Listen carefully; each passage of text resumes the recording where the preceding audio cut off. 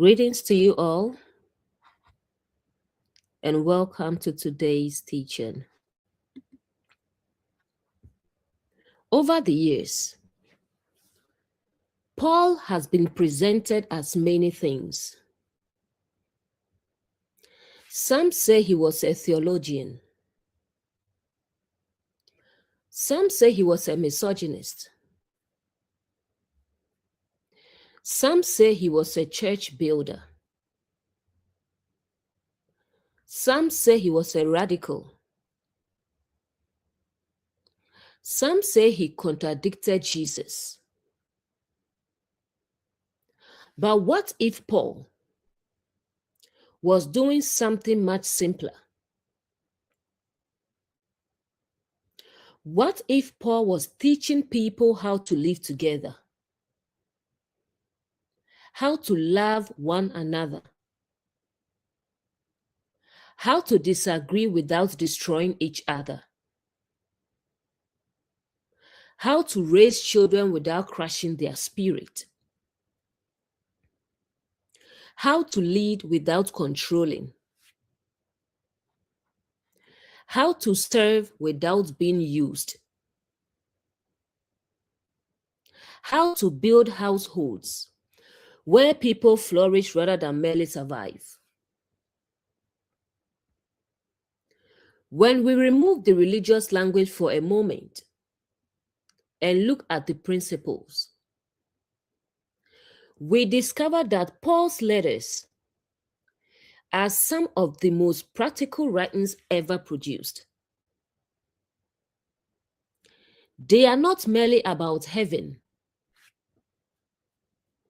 They are about what happens when heaven begins to appear within us.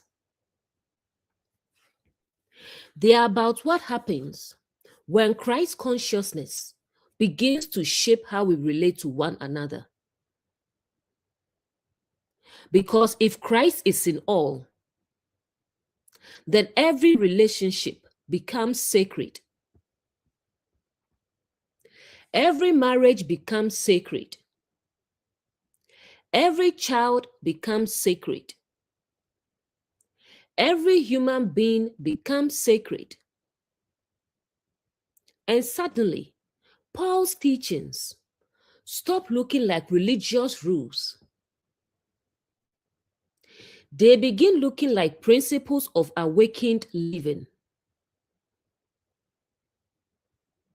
So in this teaching, we are going to explore marriage, relationships, money, success, failure, parenting, respect, honor, conflict, forgiveness, humility, and love through the eyes of Paul. Not through modern social media. Not through red pill ideology. Not through feminist ideology. Not through religious dogma, but through the lens of Christ in all. Now, before anyone starts panicking and wondering whether this is going to be one of those relationship teachings where we spend 3 hours arguing about who is supposed to submit to who, don't worry, we are going deeper than that. Because if Jesus said the kingdom of God is within you, and Paul says Christ in you, the hope of glory, then Paul's teachings are not merely about external behavior.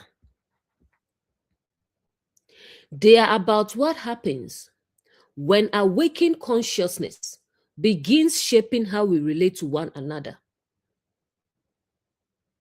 And perhaps one of the biggest relationship mysteries of our time is this.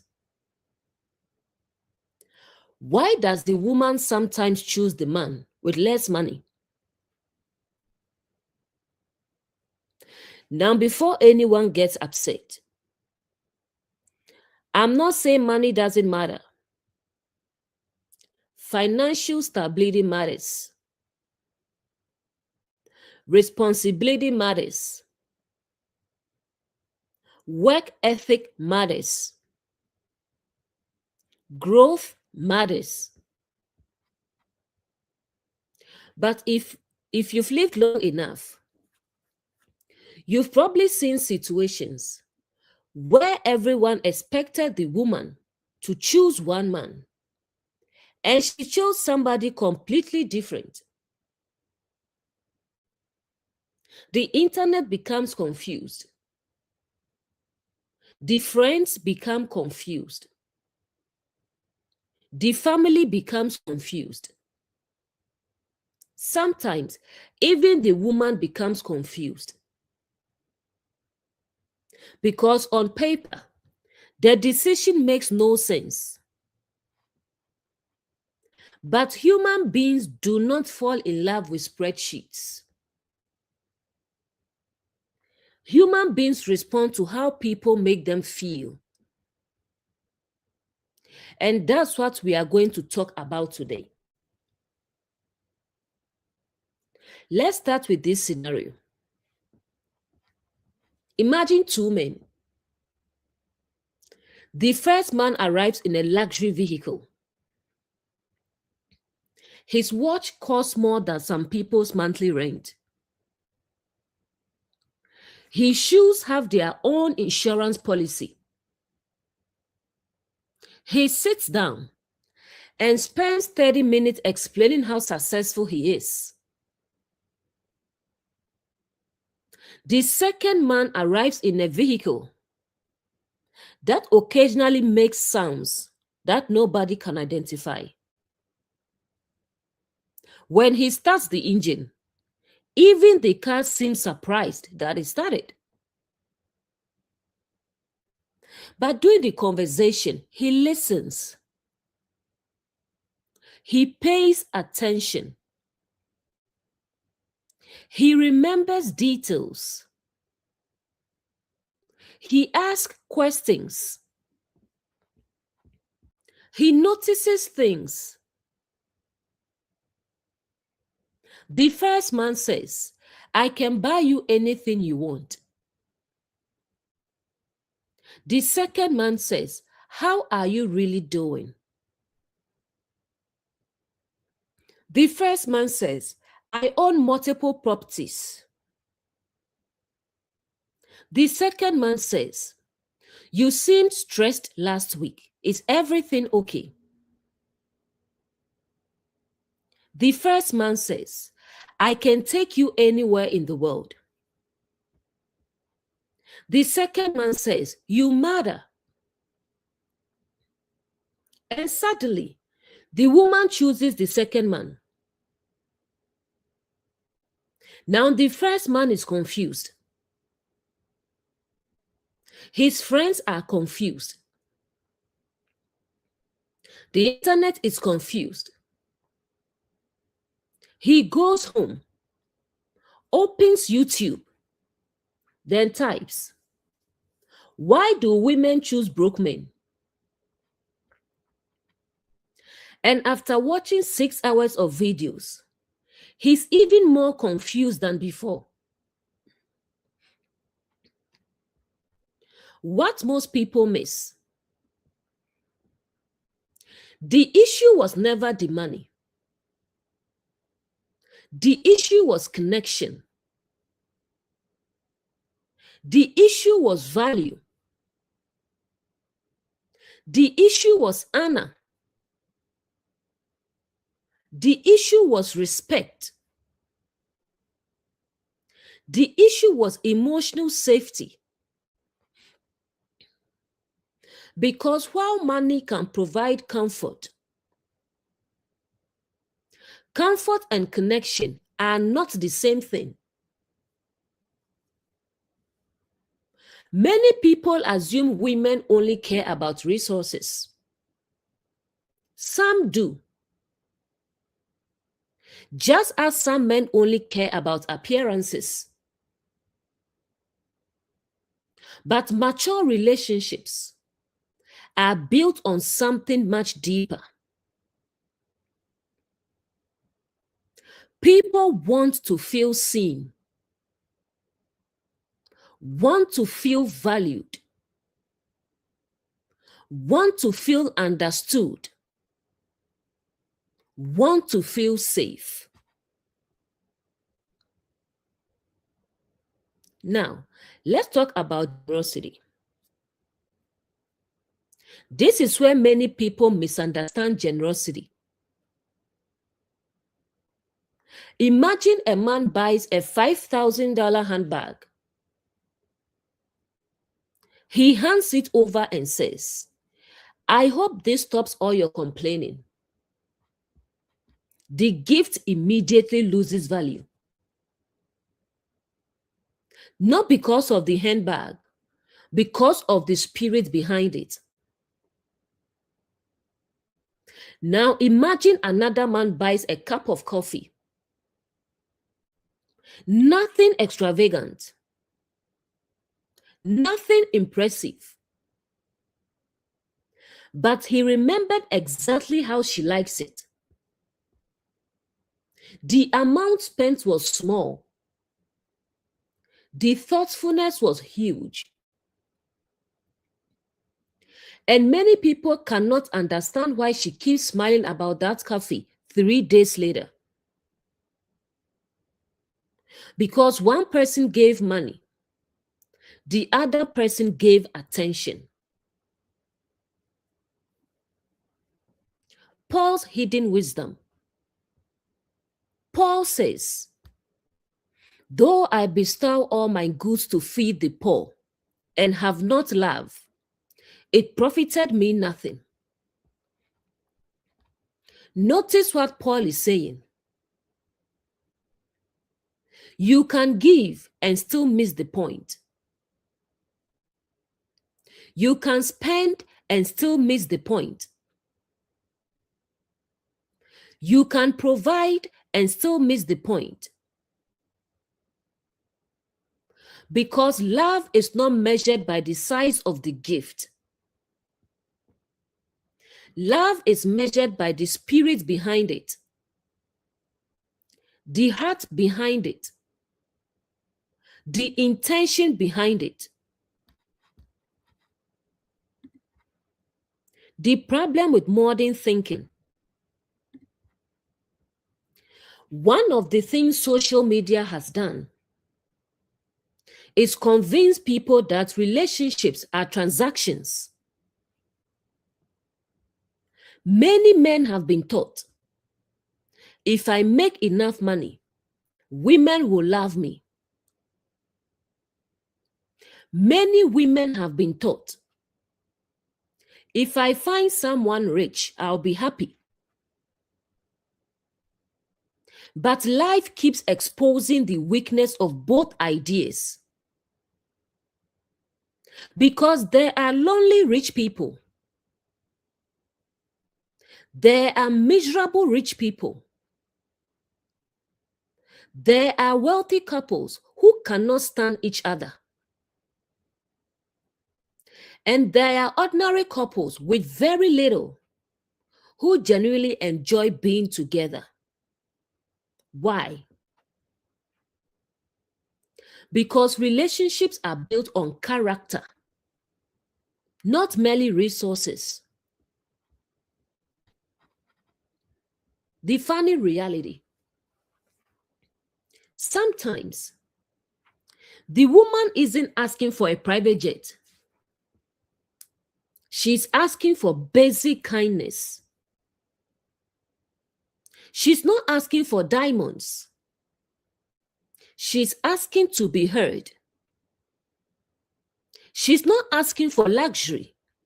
She's asking for respect. Meanwhile, some men are trying to solve emotional problems with financial solutions. If Christ is in all, then every person carries value. Not because of what they own, not because of their income, not because of their social status, not because of their job title, but because of the life within them. This changes how we see people. We stop evaluating people based solely on what they can provide and begin valuing who they actually are. The awakened person begins asking, who is this person? What kind of heart do they have? How do they treat others? How do they handle difficulty? How do they respond when nobody is watching? Because those things determine the quality of a relationship far more than a bank account ever will. Now let's be balanced here. This teaching is not saying money doesn't matter. Financial responsibility matters. Work ethic matters. Growth matters. A healthy relationship requires maturity. What I'm saying is that money alone cannot replace character. Money cannot replace kindness. Money cannot replace humility. Money cannot replace integrity. Money cannot replace genuine love. And eventually, every relationship reaches the point where character becomes more important than resources. This is why Paul keeps returning to love. Not power, not status, not control, but love.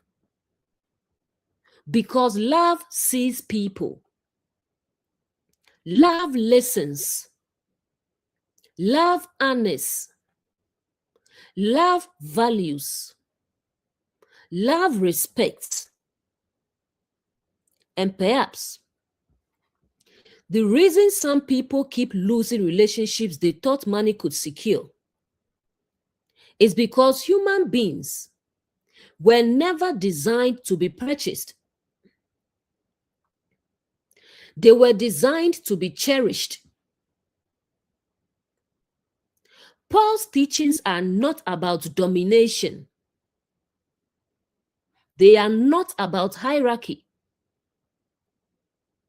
They are not about control. They are about creating relationships where people flourish. And it all begins with one simple question.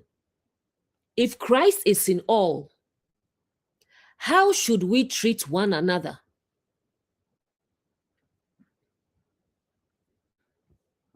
Let's look at mutual submission. Let's look at one of the most misunderstood relationship teachings Paul ever wrote. In fact, it is so misunderstood that most people skip the verse entirely and jump straight to the next one. And once they skip it, the entire conversation becomes distorted. The verse is simple. Submitting yourselves one to another in the fear of God. Notice something. Paul does not start by talking about wives. He does not start by talking about husbands. He does not start by talking about authority. He does not start by talking about leadership. He starts with everyone, mutual submission, one to another. And if we are honest, This is probably the verse nobody wants to talk about because everybody likes being respected. Not everybody likes respecting others. Everybody likes being heard. Not everybody likes listening. Everybody wants grace. Not everybody wants to give grace. Everybody wants understanding. Not everybody wants to understand. Imagine a house where everybody wants to be the boss. The husband wants final say on everything. The wife wants final say on everything. The children want final say on everything. Nobody is listening. Everybody is speaking. Nobody is understanding. Everybody is defending. At this point, the family isn't a household.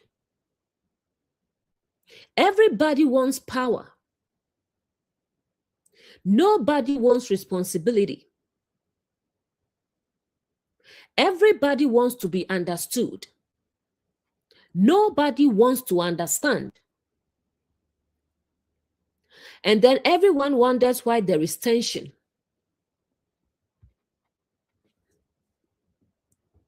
What submission actually means. For many people, the word submission immediately creates discomfort because they hear control, domination, loss of identity, loss of voice, loss of freedom. But let's think about what Paul is actually describing. Mutual submission is not you become less valuable than me. Mutual submission is I value you enough to consider your needs. It is humility in action. It is choosing not to make everything about yourself. It's recognizing that other people matter too. Their feelings matter. Their perspective matters. Their needs matter. Their humanity matters. How can Paul say Christ in you and then turn around and preach domination? Impossible. Impossible. That's why he starts with submitting yourself one to another in the fear of God. Because if Christ is in me and Christ is in you, then we respect one another. I can't look down on you. You can't look down on me either. It's impossible. I value the life in you. You value the life in me. That is mutual submission, not domination. Imagine a husband saying, "Why doesn't my wife listen to me?" Then his wife starts talking.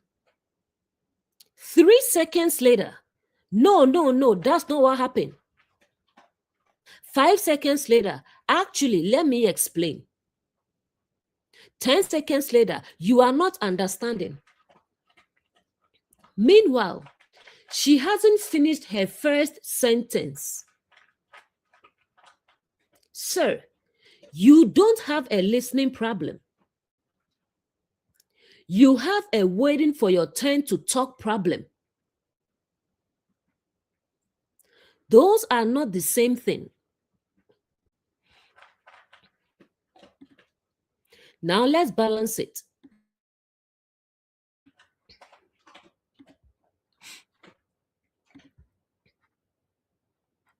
A wife says, "My husband never opens up emotionally." Then every time he tries to express something vulnerable, she responds with, "That's ridiculous. You are being dramatic. You shouldn't feel that way." Eventually, he stops sharing. Not because he has no feelings, because he doesn't feel safe sharing them. People flourish where they feel safe. People withdraw where they feel judged. Paul's deeper principle. Paul constantly returns to humility. Why? Because humility makes relationships possible. Pride says, "My perspective is the only perspective." Humility says, "Help me understand." Pride says, "I must win." Humility says, "Let's find a solution." Pride says, "I refuse to apologize." Humility says, "I was wrong." And let's be honest, three of the most difficult words in the English language are "I was wrong." Some people would rather write a 20-page essay explaining why they were technically correct than simply say, "You know what? I messed up. I was wrong." One of the biggest problems in modern relationships is that people often approach marriage as a power struggle. Who is in charge? Who gets the final word?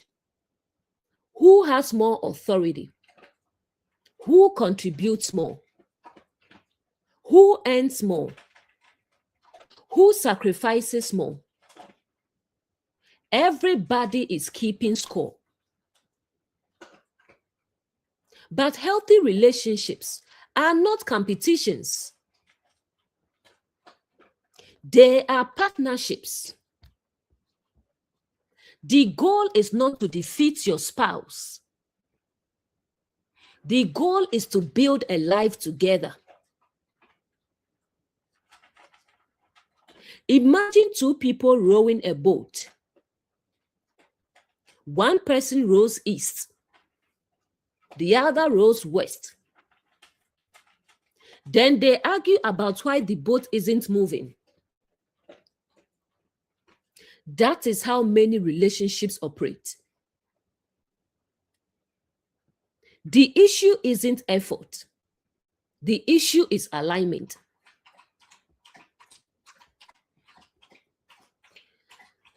Mutual submission in everyday life.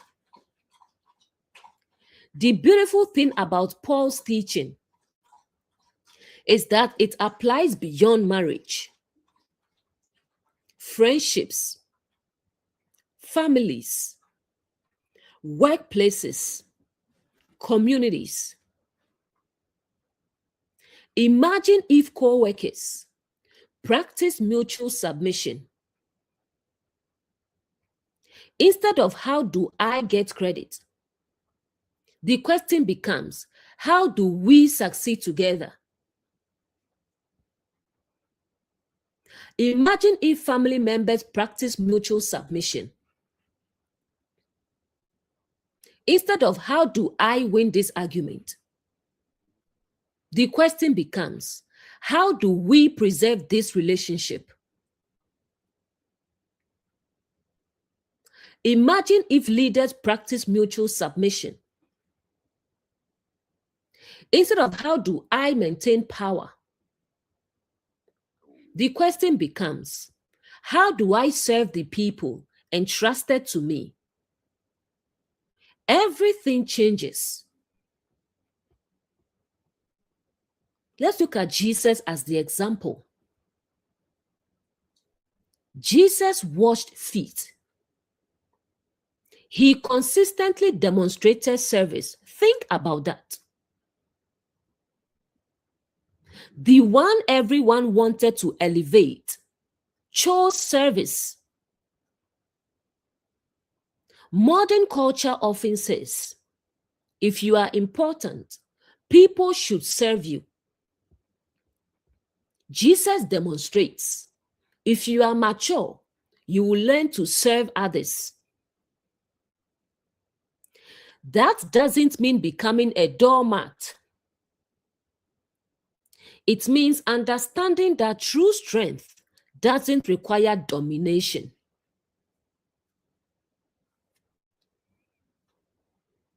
The household Paul envisioned.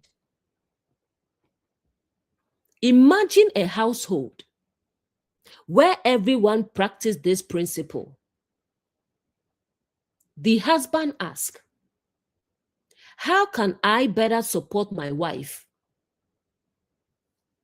The wife asks, how can I better support my husband? The parents ask, how can we guide our children without crushing their spirit? The children learn, how can I honor those who care for me? Would there still be disagreements? Absolutely. Would there still be misunderstandings? Of course. But the atmosphere would be different. Because now we know Christ is in all. The source lives in all. So we honor each other. Everyone would be operating from honor instead of ego. If Christ is in all, then every interaction becomes sacred. How do I speak to my spouse? How do I respond when I'm frustrated? How do I disagree respectfully? How do I handle conflict? Because the moment we recognize value in one another, domination begins losing its appeal. We stop asking, how do I get my way? And begin asking, how do we flourish together? That is the spirit behind mutual submission. Not weakness. Not surrendering your identity. Not losing your voice, but choosing humility over ego. Love over control. Understanding over domination. Perhaps the reason this verse is so often ignored is because it challenges everyone equally. It doesn't allow husbands to point at wives. It doesn't allow wives to point at husbands. It doesn't allow parents to point at children. It doesn't allow children to point at parents. It points at all of us and ask, are you willing to value others as much as you value yourself? Because when mutual submission becomes mutual honor, and mutual honor becomes mutual love, relationships stop becoming battlefields. They begin becoming places where people grow. And that was Paul's vision all along. Not a house built on power, but a house built on humility. And humility is far stronger than most people realize.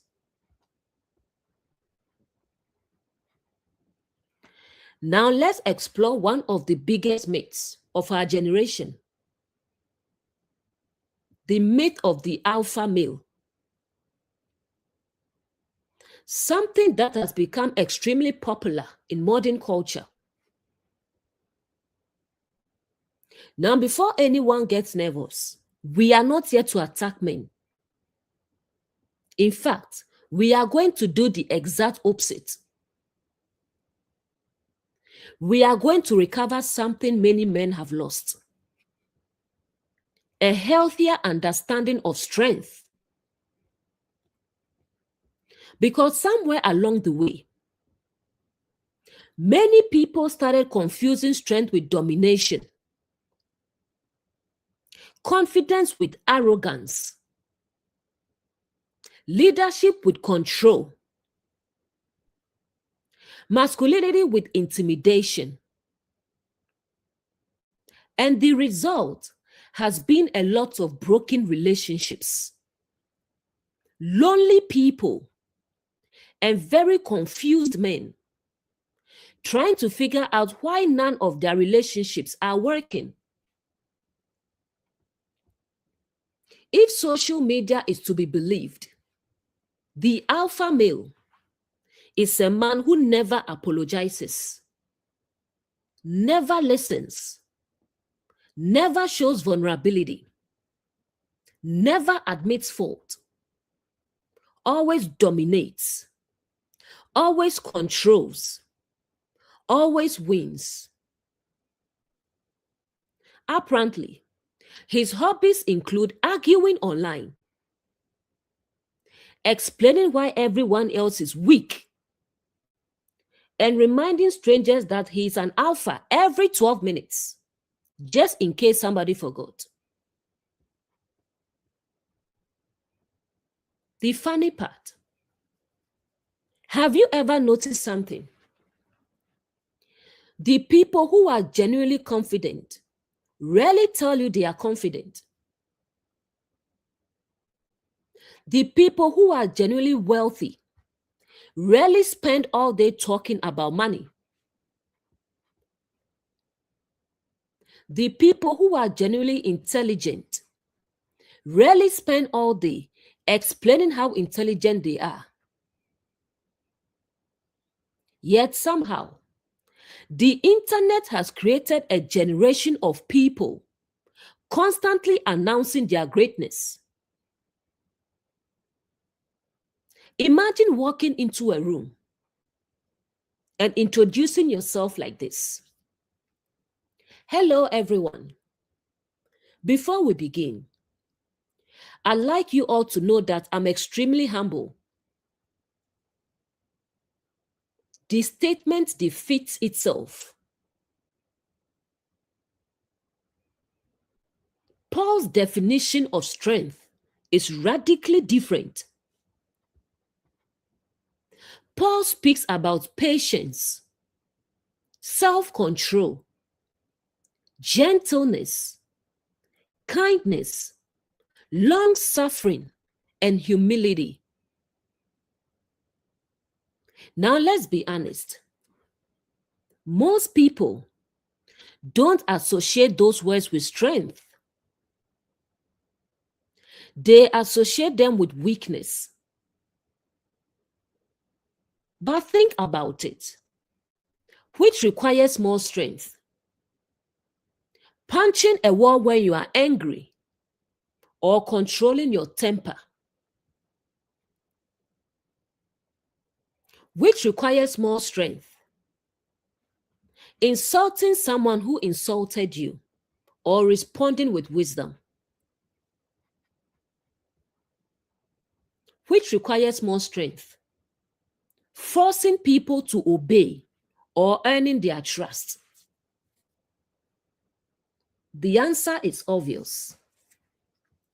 Self-mastery is harder than controlling others. One of the greatest misconceptions in relationships is this: if I can control people, They'll respect me. But that's not true.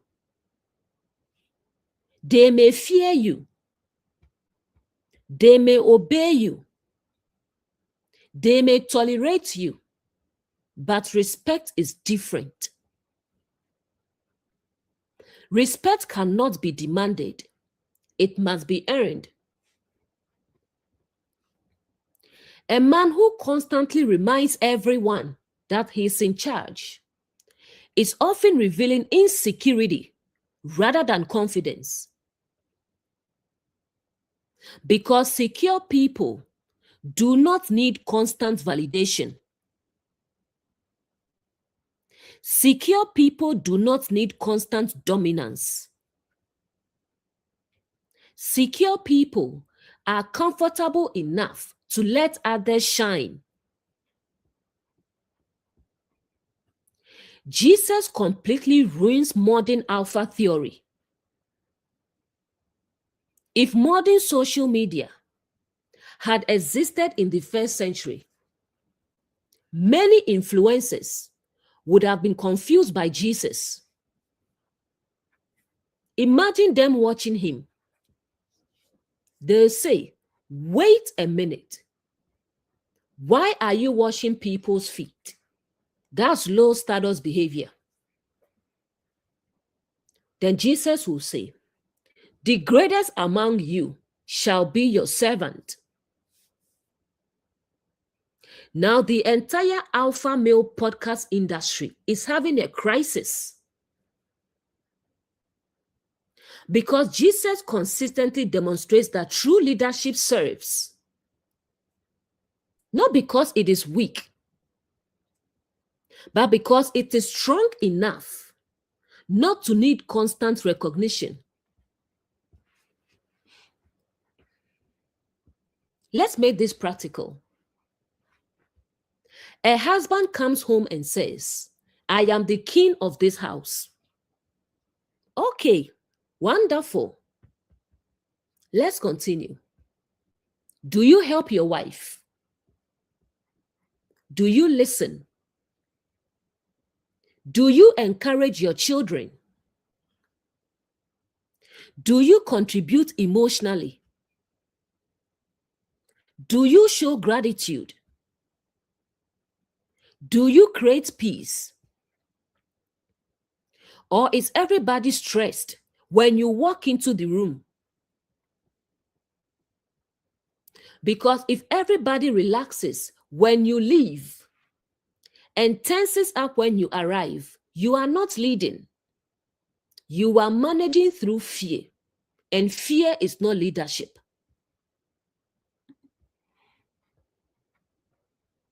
What women actually respect. Many men have been taught women only respect power. Not exactly. Women often respect competence, integrity, consistency, emotional maturity, discipline, reliability. A man who keeps his word. A man who takes responsibility. A man who remains calm during difficulty. A man who treats others with dignity. A man who doesn't need to announce his value because his actions reveal it. That is attractive. Not because it is flashy, but because it is trustworthy. The strongest man in the room is often not the loudest. He's usually the calmest, the most secure, the least threatened, the least interested in proving himself. He doesn't need to dominate every conversation. He doesn't need to win every argument. He doesn't need to be the center of attention. He knows who he is. And because he knows who he is, He allows other people to be who they are. That is strength. This applies to parenting too. Some fathers think leadership means fear. The child obeys because they are terrified. The father calls it respect. Years later, the child moves out and never calls. Then the father becomes confused because fear can create obedience, but it rarely creates connection. A wise father leads through consistency, example, patience, and guidance. His children respect him, not because they are afraid, but because they trust him. The same principle applies at work. Everyone has had two types of managers. The first manager, because I said so.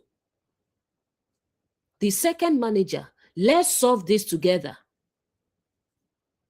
One gets compliance, the other gets loyalty. And loyalty is always more powerful. Paul understood something many people miss. The person who cannot control himself will eventually try to control everyone else. The person who has mastered himself has no need to dominate others. That is why Paul constantly talks about self-control. Because the real battle is not against other people. The real battle is within. Can I control my temper? Can I control my pride? Can I control my ego? Can I control my need to always be right? That is where true strength is revealed. If Christ is in all, then leadership changes completely. The question is no longer, how do I get people beneath me? The question becomes, how do I help people flourish? How do I help my spouse flourish? How do I help my children flourish? How do I help my friends flourish? How do I help my community flourish? Because awakened leadership is not about elevating yourself above others. It is about helping others rise.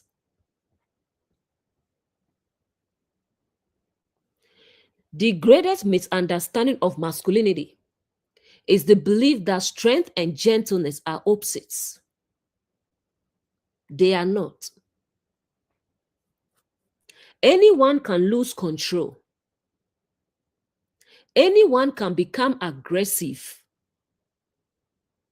Anyone can dominate. But it takes tremendous strength to remain humble when you have power, to remain kind when you have authority, to remain patient when you are frustrated, to remain gentle when you could be harsh. And that is why Paul keeps pointing us back to humility, self-control, and love. Because the strongest man is not the one who controls everyone around him. The strongest man is the one who has learned to master himself. And when a man masters himself, He no longer needs domination to prove his strength. Now, let's look at the best friend of alpha male. They go together. The problem with the high value man conversation online. Wherever you find alpha male theory, you will definitely find high value man. It often reduces human worth to income, status, followers, cars, watches, and external achievements. But if that's true, then what happens when someone loses their job? What happens when a business fails? What happens when a wealthy person becomes poor? Did their value disappear? Of course not. Most of the internet's definition of a high value man sounds suspiciously like a tax return, income, assets, status, followers, luxury cars, luxury watches, expensive vacations. And while there's nothing wrong with success, one important question rarely gets asked. What exactly makes a human being valuable?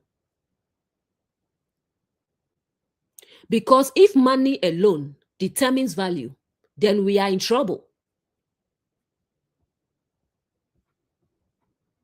The funny reality. Imagine introducing yourself like this. Hello, my name is John. My personality is 6 figures. That's essentially what some of these conversations sound like. You ask about character. They show you a bank account. You ask about integrity. They show you a car. You ask about kindness. They show you a watch. Those things may demonstrate success. They do not automatically demonstrate value. The dangerous question. If a man making $500,000 is high value, what is the man making $50,000? Low value? If a millionaire is high value, then what is the school teacher? What is the nurse? What is the firefighter? What is the construction worker? What is the stay-at-home parent? What is the janitor? What is the caregiver? What is the retired grandmother helping raise grandchildren? Do we really want to call human beings low value? Notice how quickly the idea begins falling apart. High earner is not high value. A high earner is someone who earns a lot of money. That's all it means. Nothing more, nothing less. It says absolutely nothing about integrity, honesty, kindness, humility, generosity, emotional maturity, faithfulness, compassion, and character. A person can earn millions and still be arrogant, still be abusive, still be selfish, still be dishonest, still be impossible to live with. Money doesn't automatically improve character. It often reveals character. The truly high value man. Let's define value differently. A high value man keeps his word, treats people with dignity, honors his commitments, respects women, protects without controlling, leads without dominating, serves without boasting, provides where he can, admits when he's wrong, continues learning, continues growing, remains humble despite success. Now we are talking about value because these qualities remain even if the money disappears.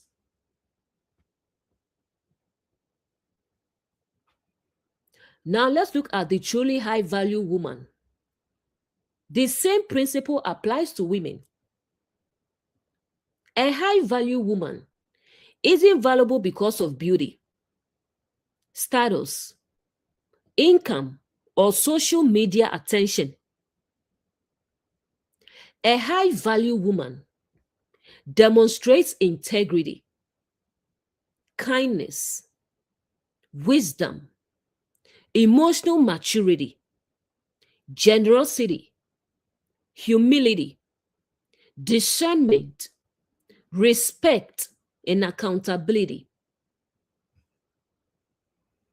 These qualities create value because they contribute to flourishing relationships and communities. Here's a simple test. Imagine two men retire tomorrow. The first built his identity entirely around money. The second built his identity around character. Who remains valuable?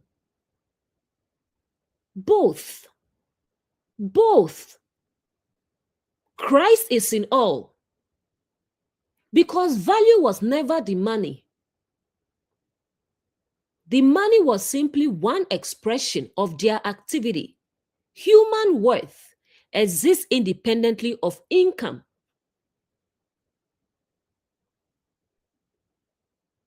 What Paul valued. Notice what Paul consistently praises. Not wealth, not status, not influence, not luxury.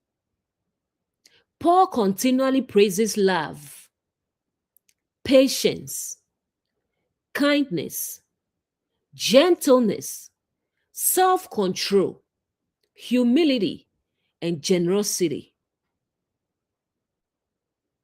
What we might call the qualities of awakened consciousness, the fruit of the Spirit, the qualities that make communities healthier, that make relationships flourish, and that make life better for everyone around us. The alpha male problem. One reason so many people become confused is because they mistake dominance for value. The loudest man in the room isn't always the wisest. The richest man in the room isn't always the happiest. The most feared man in the room isn't always the most respected. Real value often appears much quieter. It appears in consistency, character, integrity, service, and humility. Imagine a household where everyone understands this principle. Children learn that their worth is not determined by income. Women learn that their worth is not determined by appearance. Men learn that their worth is not determined by status. People still pursue success. People still work hard. People still build businesses. But they never confuse achievement with value. Can you imagine how much insecurity would disappear? If Christ is in all, then every human being carries inherent value, not earned value, not purchased value, not status-based value, value that exists because of their very being. This doesn't mean all behavior is equal. It means human worth is not measured by external success. It is recognized as something deeper, something intrinsic. One of the greatest mistakes modern culture has made is confusing net worth with human worth. One can increase, one never changes. A bank account can rise and fall. A business can succeed or fail. A career can begin and end. But character remains. Integrity remains. Humility remains. Love remains. Generosity remains. And that is why Paul continually points us toward the qualities of the Spirit rather than the symbols of status. Because a truly high-value person is not measured by what they possess. A truly high-value person is measured by what they become. And those are two very different things.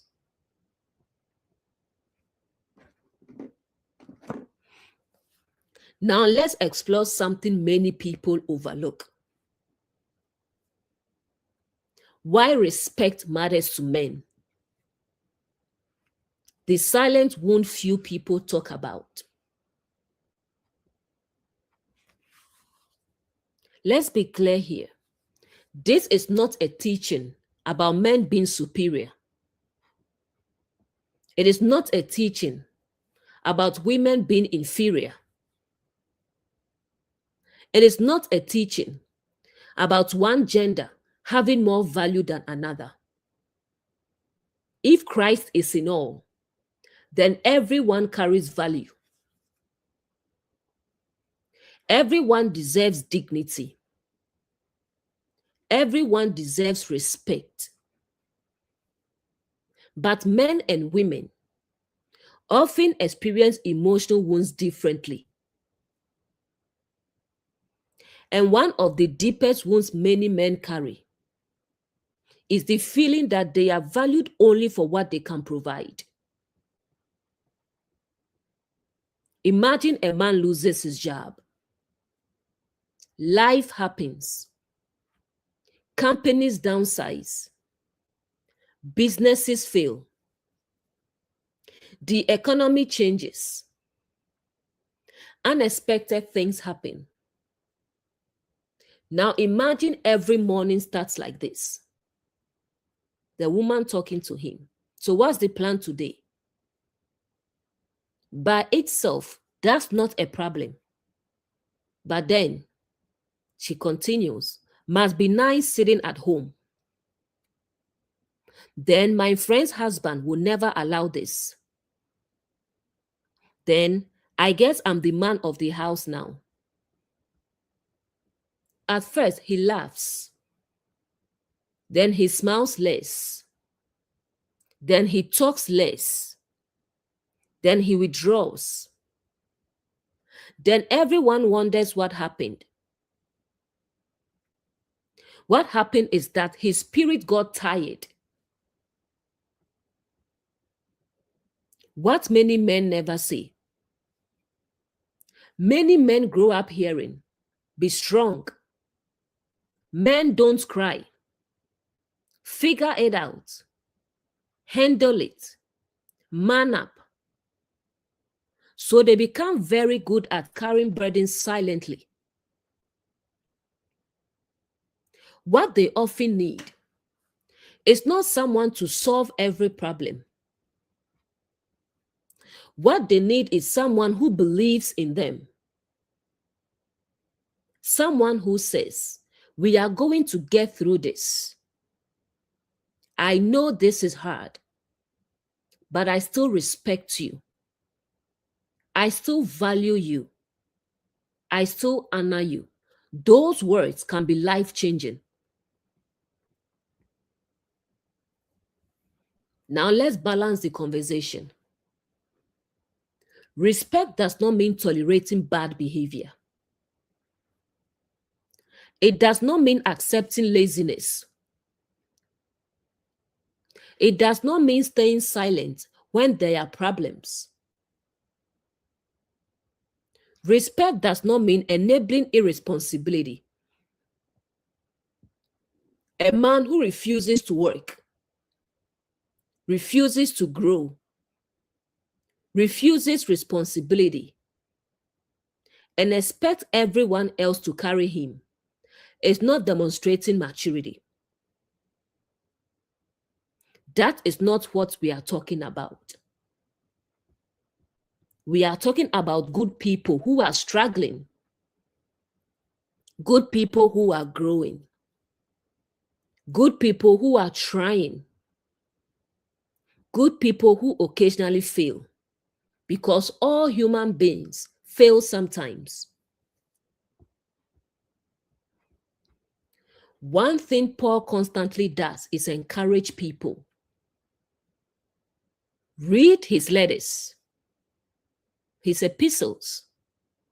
Again and again, he builds people up. He reminds them who they are. He strengthens them. Paul understood something important. People often rise toward encouragement and shrink under constant criticism. Imagine a husband comes home tired. Instead of "what took you so long?" his wife says, "Thank you for everything you are doing for this family." Now imagine the wife has had a difficult week. Instead of "what do you do all day?" the husband says, "I appreciate everything you do." Now imagine the children hear both parents speaking this way. The children start doing the same thing. The atmosphere begins changing. Gratitude becomes normal. Encouragement becomes normal. Appreciation becomes normal. Can you imagine such a household? Most people don't realize how powerful appreciation is until they stop receiving it. Many people think relationships are destroyed because somebody forgot an anniversary. Sometimes, relationships are damaged by something much smaller. The absence of appreciation, the absence of acknowledgement, the absence of gratitude. A man fixes something around the house. Nobody notices. He works overtime. Nobody notices. He sacrifices. Nobody notices. Eventually, he starts feeling invisible. The same thing happens to women. The same thing happens to children. Human beings need to know that their efforts matter.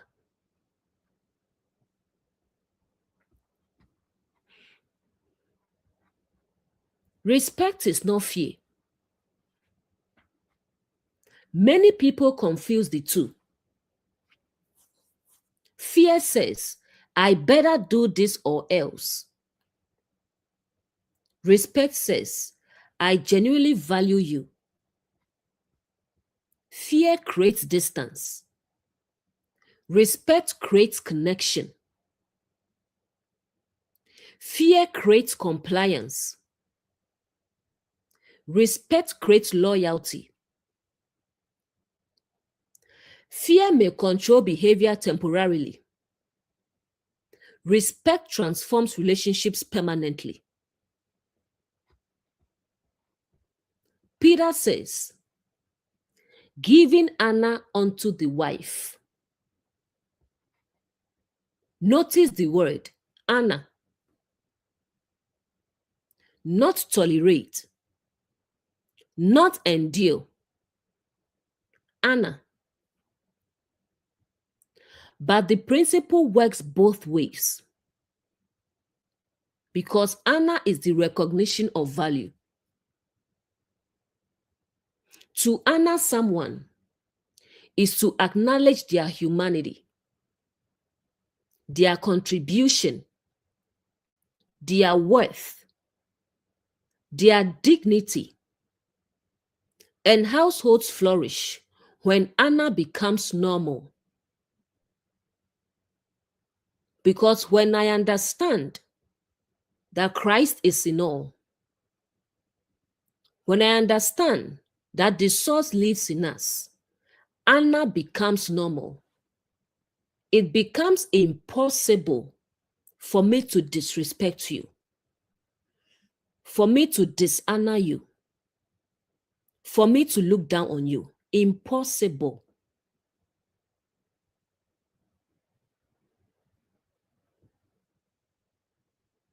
One reason many men become emotionally distant is because they stop feeling valued. Again, this does not justify bad behavior. It does not justify cheating. It does not justify withdrawal. It simply explains something many people overlook.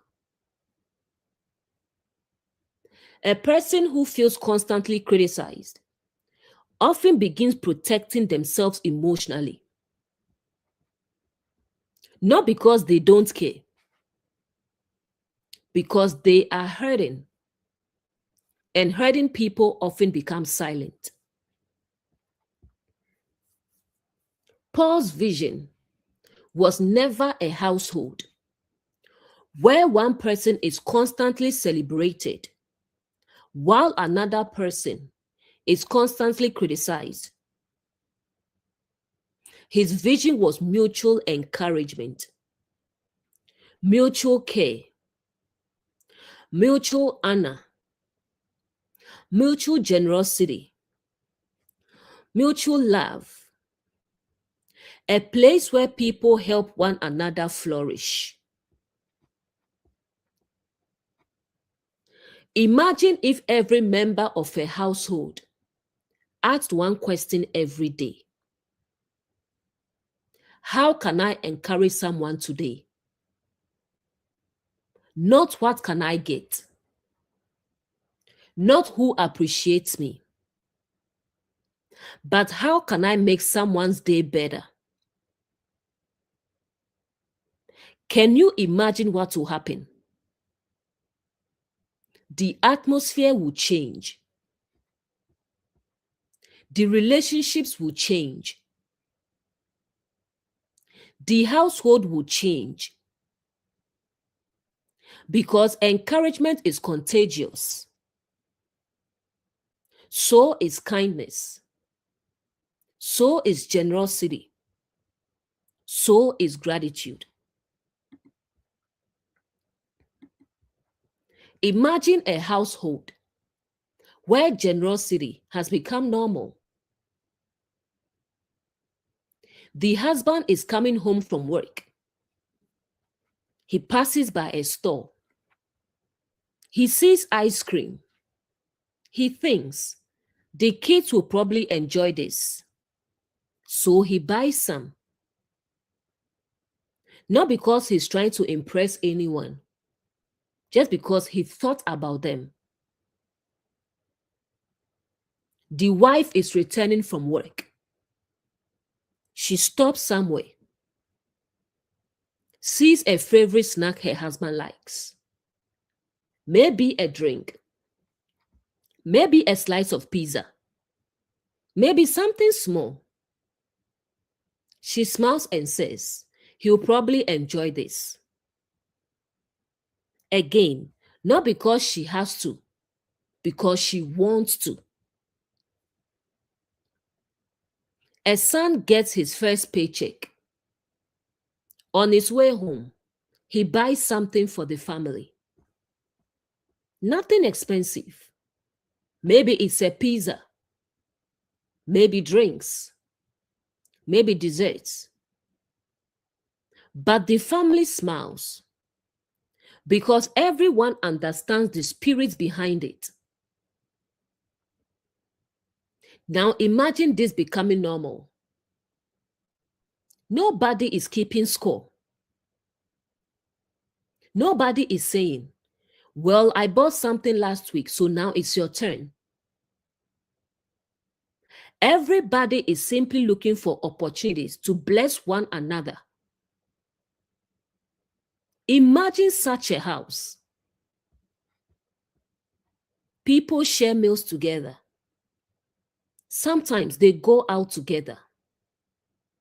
Sometimes they stay home and laugh together. Sometimes they take trips together. Sometimes they simply sit in the living room talking.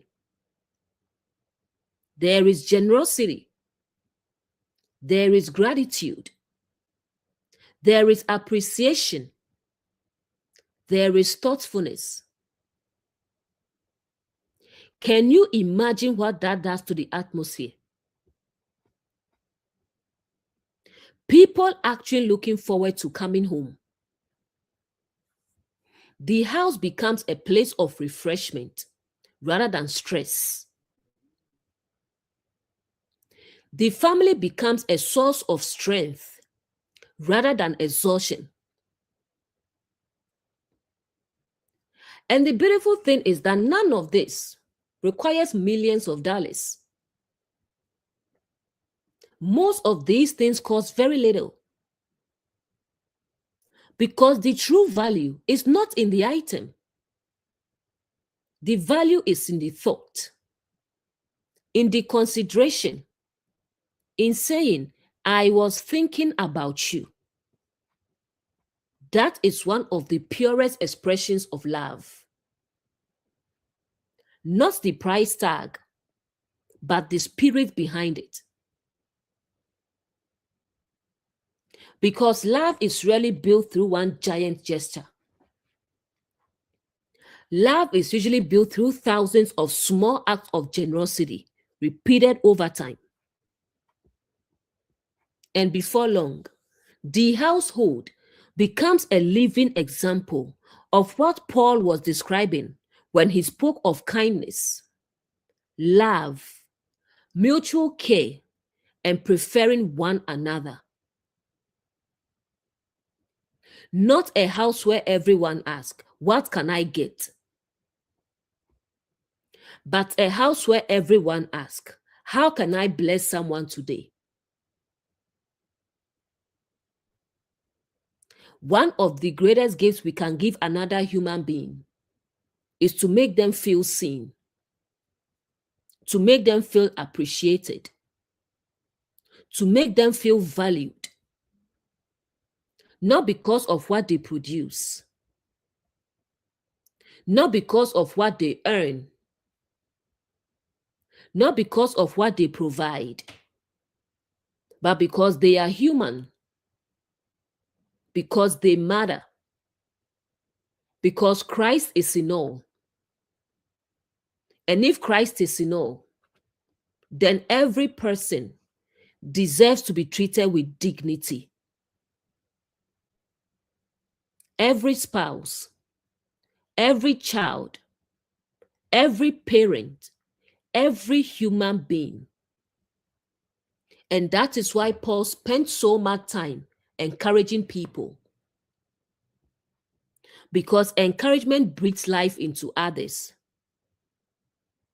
And when people feel valued, they often become the best version of themselves.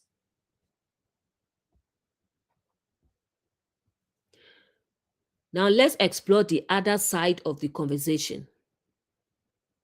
Why emotional safety matters to women, and what many men never understand until it's too late. Many women experience emotional safety as one of the most important foundations of a relationship. And often, men don't realize how important it is until the relationship is already in trouble.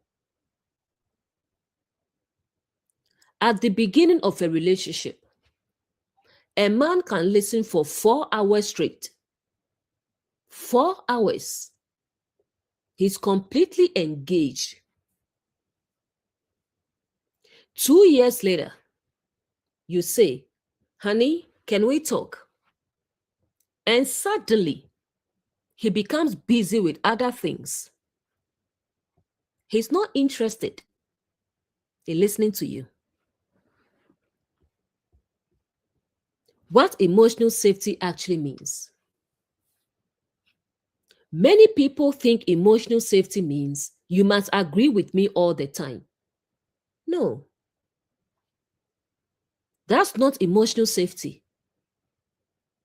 Emotional safety means I can express myself without fear of humiliation. I can share my concerns without being mocked. I can tell you how I feel without being dismissed.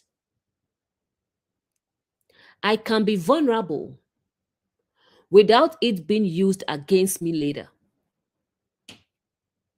That is emotional safety. And when it is absent, relationships slowly begin deteriorating.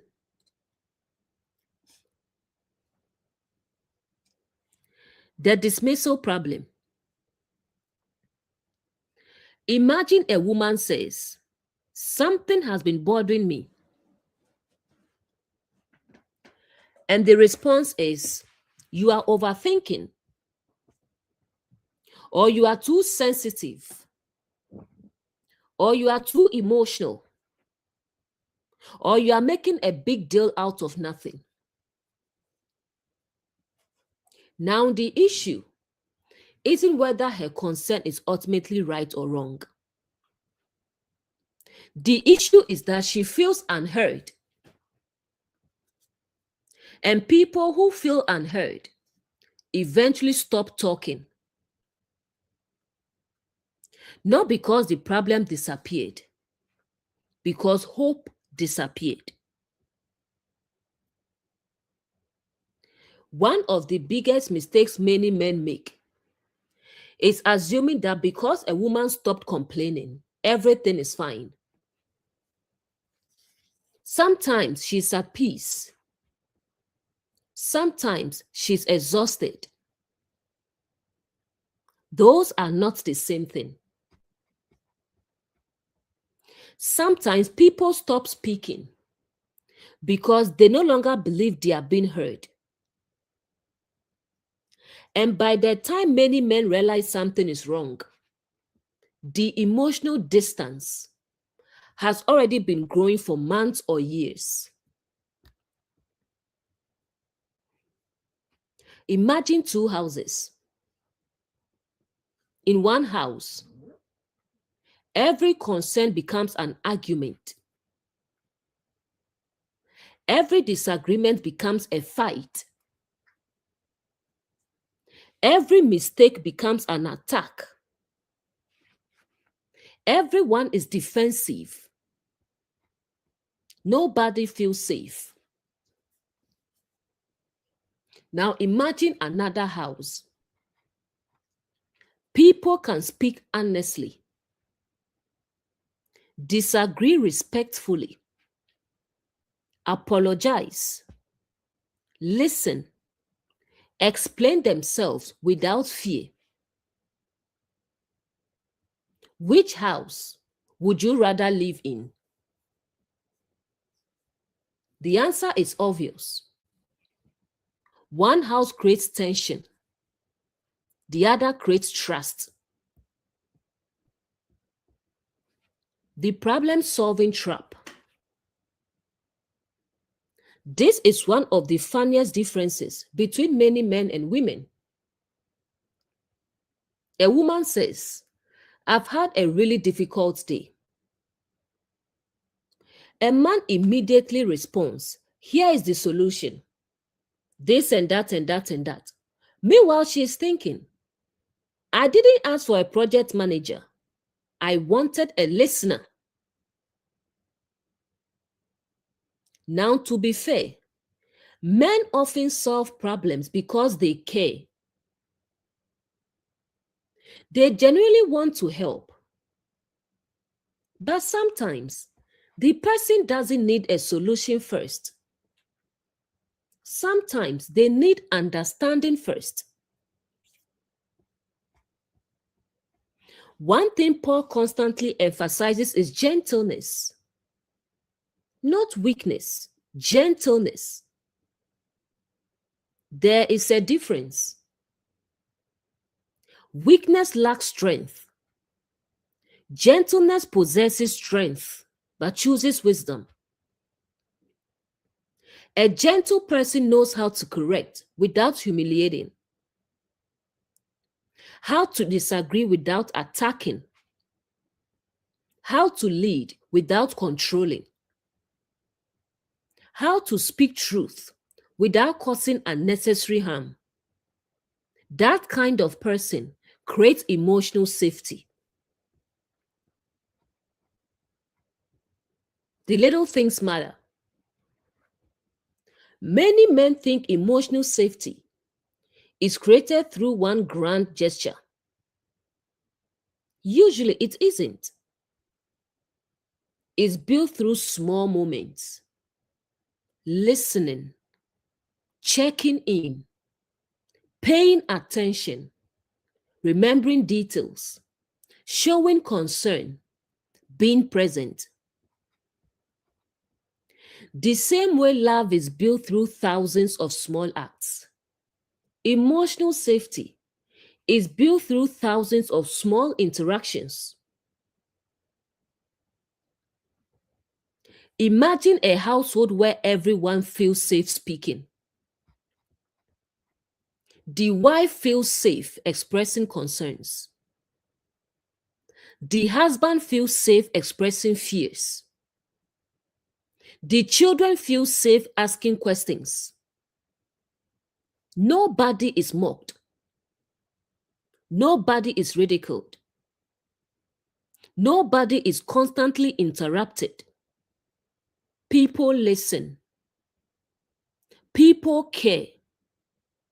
People respect one another. Can you imagine what that does to a family?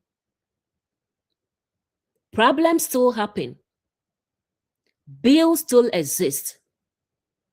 Life still gets difficult. But people face those challenges together rather than against each other.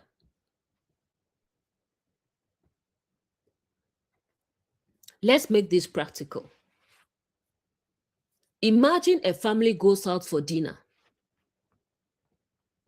Nobody is looking at their phones. Nobody is scrolling social media. Everyone is present. The children are talking. The parents are laughing. Stories are being shared. Memories are being created. Years later, nobody remembers the price of the meal. What they remember is the experience, the connection, the feeling. That is what people carry with them. Not the cost, the connection. What Peter understood. Peter tells husbands to dwell with their wives according to understanding. Think about that. Understanding, not domination, not intimidation, understanding. Because understanding creates connection. When people feel understood, trust grows. When trust grows, relationships deepen. When relationships deepen, love flourishes. If Christ is in all, then every person's experience matters.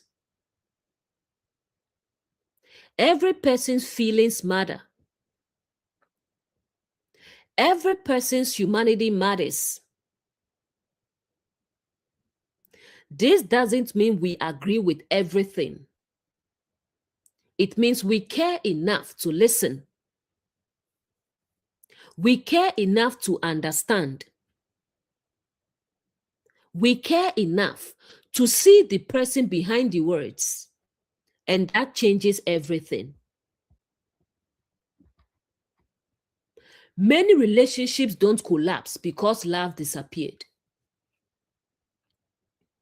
Many relationships struggle because connection disappeared. The conversations became shorter. The listening became weaker. The kindness became rarer. The appreciation became less frequent. And eventually, two people who once felt deeply connected begin feeling like strangers. Not because of one catastrophic event, but because of thousands of small neglected moments.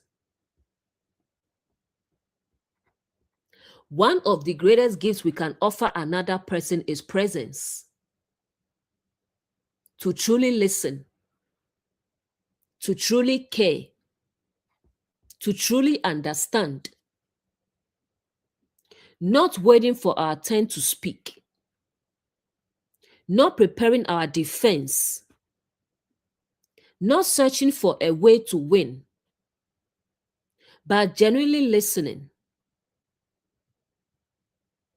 Because people feel safe where they feel understood. And people flourish where they feel safe. That is why Paul continually speaks about gentleness, patience, kindness, long-suffering, and love. Because these qualities create environments where people can grow, where people can heal, where people can become their authentic selves. And if Christ is in all, then creating that kind of space for one another becomes one of the highest expressions of love.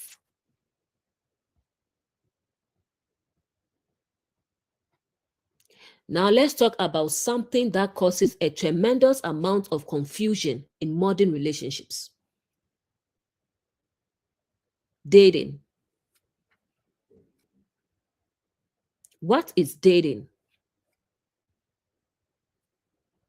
Because many people are treating dating like a relationship. And many people are treating a relationship like marriage. And many people are treating marriage like ownership. So everybody is confused. Let's clear it up. Dating is not a relationship. Dating is a discovery process. Dating is information gathering. Data. Dating. Data. Information gathering.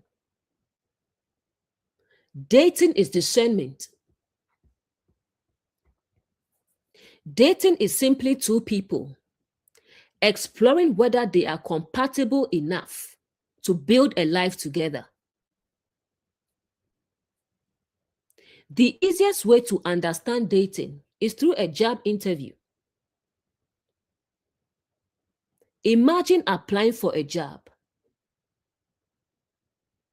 You submit an application. You attend an interview. The company interviews multiple candidates. You interview multiple companies. Because interviewing is both ways.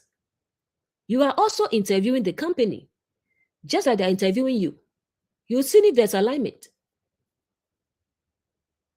Nobody is offended.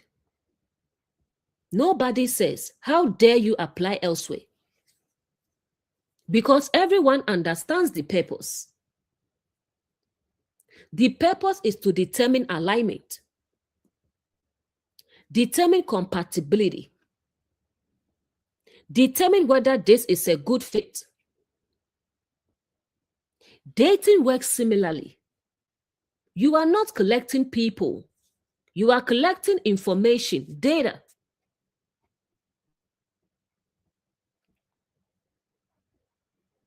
The funny reality. Imagine going on one coffee date. One coffee date. You barely know each other. You don't know their values. You don't know their habits. You don't know their goals. You don't know how they handle conflict. You don't know how they handle money. You don't know how they treat people. Yet some people immediately begin acting like they're already married due to chemistry. At this point, you are not dating. You are speed running emotional attachment. The double standard. Let's address something honestly. Some people say, if a woman is dating multiple men, she's not serious. Meanwhile, the same person is dating multiple women. Apparently, the rules only apply in one direction. That doesn't make sense. Because dating is not a relationship. Nobody is being intimate here. You are collecting data, not being intimate. That's what some people don't understand. Dating is not a relationship. If dating is truly the process of discernment, then both men and women are gathering information. Both are evaluating compatibility. Both are determining alignment. The standard should be consistent. The same way companies can interview many candidates, you can date multiple people. It's not about being intimate with anyone. You're collecting data. Companies don't call it cheating when they're interviewing multiple candidates, because nothing intimate is happening.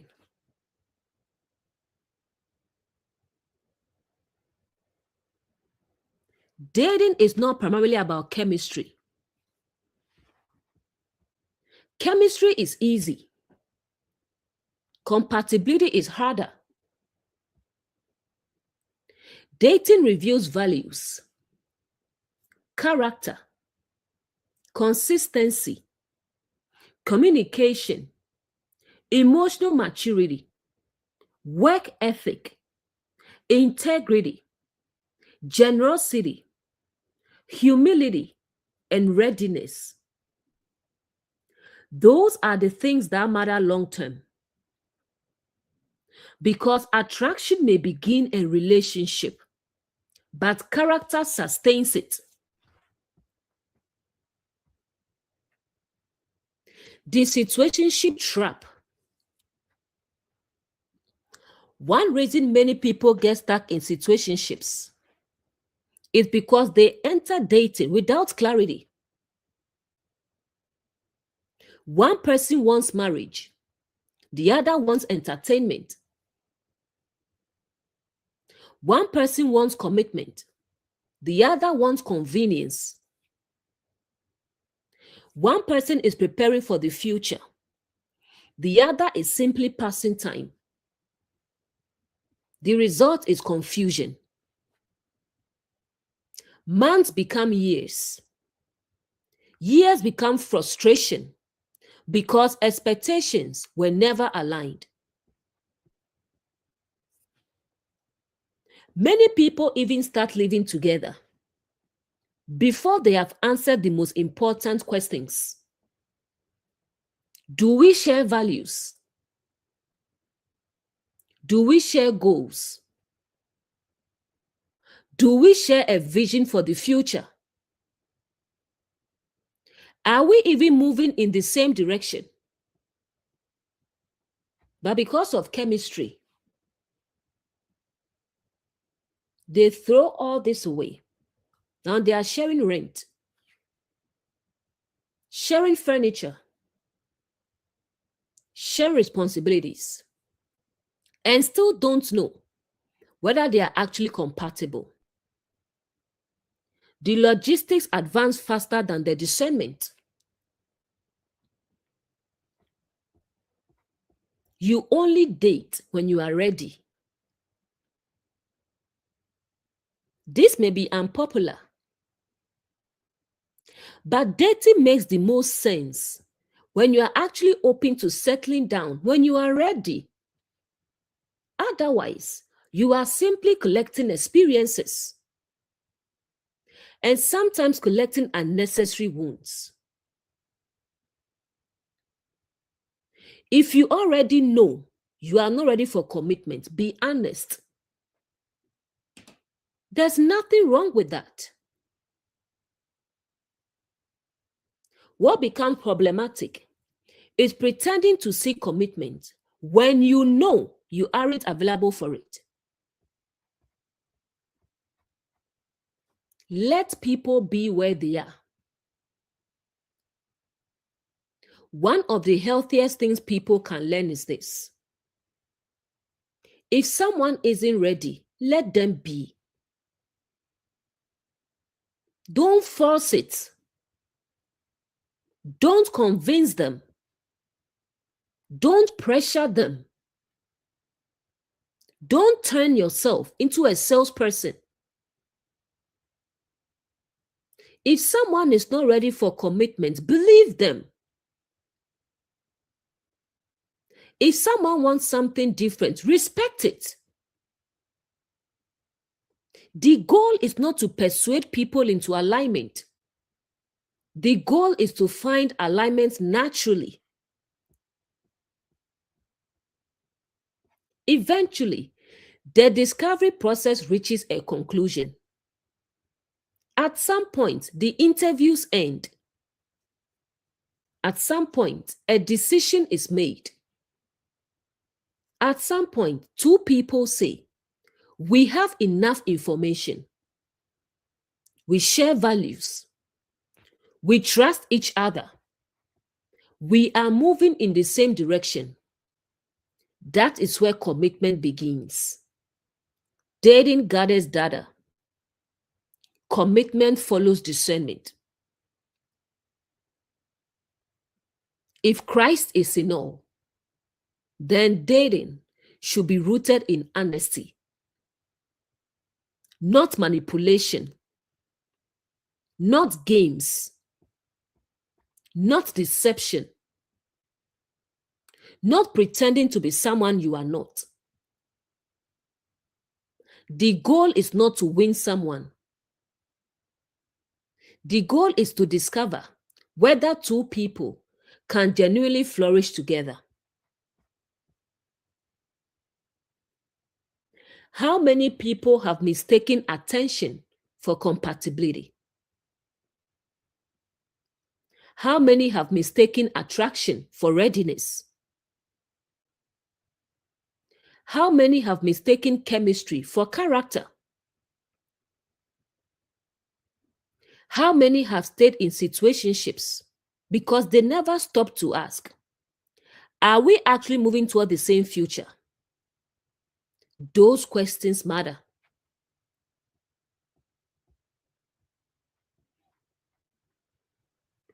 Let's look at some dating rules that may be costing you good people. Social media has become very creative. One video says, if it doesn't take you somewhere expensive, leave. Another says, if he doesn't spend a certain amount on the first date, he's not serious. Another says, if he doesn't pay for everything immediately, he can't provide. Now let's pause for a second. You barely know each other. This is not your husband. This is not your wife. This is not someone you've built a life with. This is someone you are getting to know. You are trying to discover, who are you? What kind of person are you? How do you think? What are your values? How do you treat people? What kind of character do you have? The purpose of dating is discovery, not extraction. Imagine a man and woman meet for the first time. Before he even sits down, she's already evaluating the restaurant, checking the menu, the price, the location, the lighting, the parking lot, the furniture. The poor man hasn't even introduced himself yet. At this point, she's not evaluating the man. She's evaluating the business establishment. Meanwhile, he's sitting there wondering, does she even like me?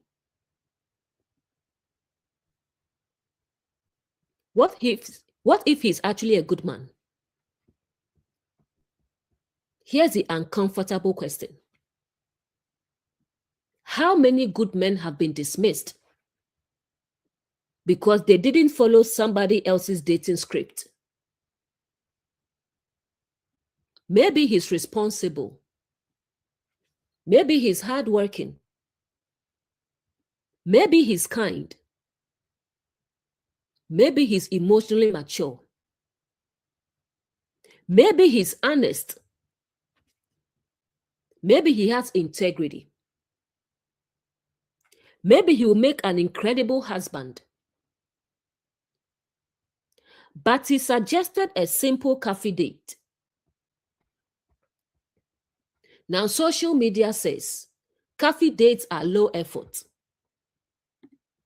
So she rejects him.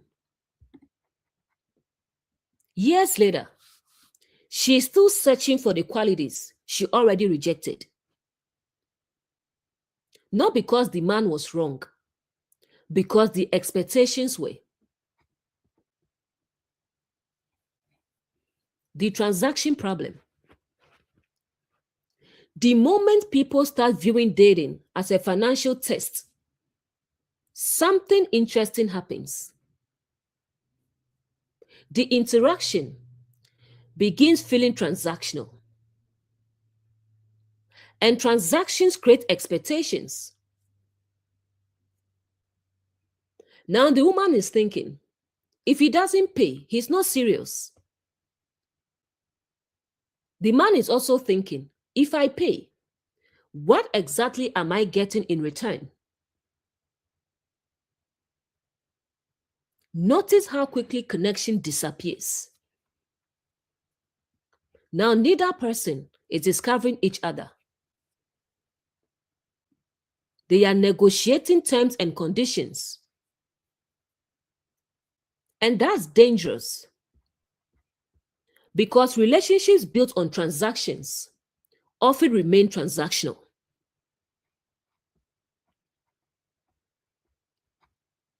Generosity versus obligation. Now let's be balanced. There is nothing wrong with a man paying for a date. Absolutely nothing. Many men enjoy doing that. Many men genuinely want to. The issue isn't the payment. The issue is expectation. There is a huge difference between I want to do something nice for you and you are required to do something nice for me. One comes from generosity. The other comes from obligation. Generosity creates warmth. Obligation creates pressure.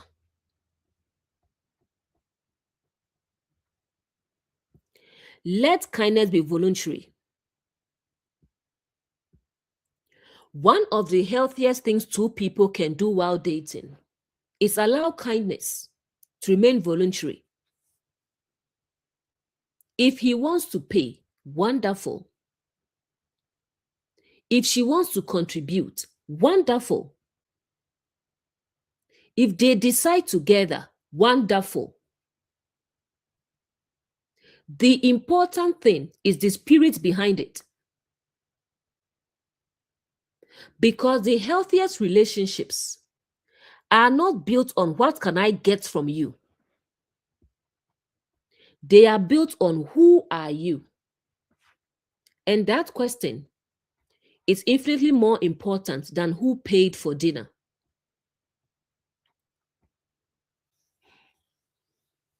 The deeper reflection. Perhaps one of the reasons so many people struggle in modern dating is because they are evaluating potential partners using criteria that have very little to do with long-term happiness. A restaurant cannot tell you if someone is faithful. A meal cannot tell you if someone is kind. A bill cannot tell you if someone is patient. A luxury date cannot tell you if someone has integrity. Character reveals those things. Time reveals those things. Life reveals those things. And perhaps that is why so many people have walked away from genuinely good people while chasing symbols that looked impressive but never translated into healthy relationships. The goal of dating is not to discover who can spend the most money. The goal is to discover who you are actually sharing your life with.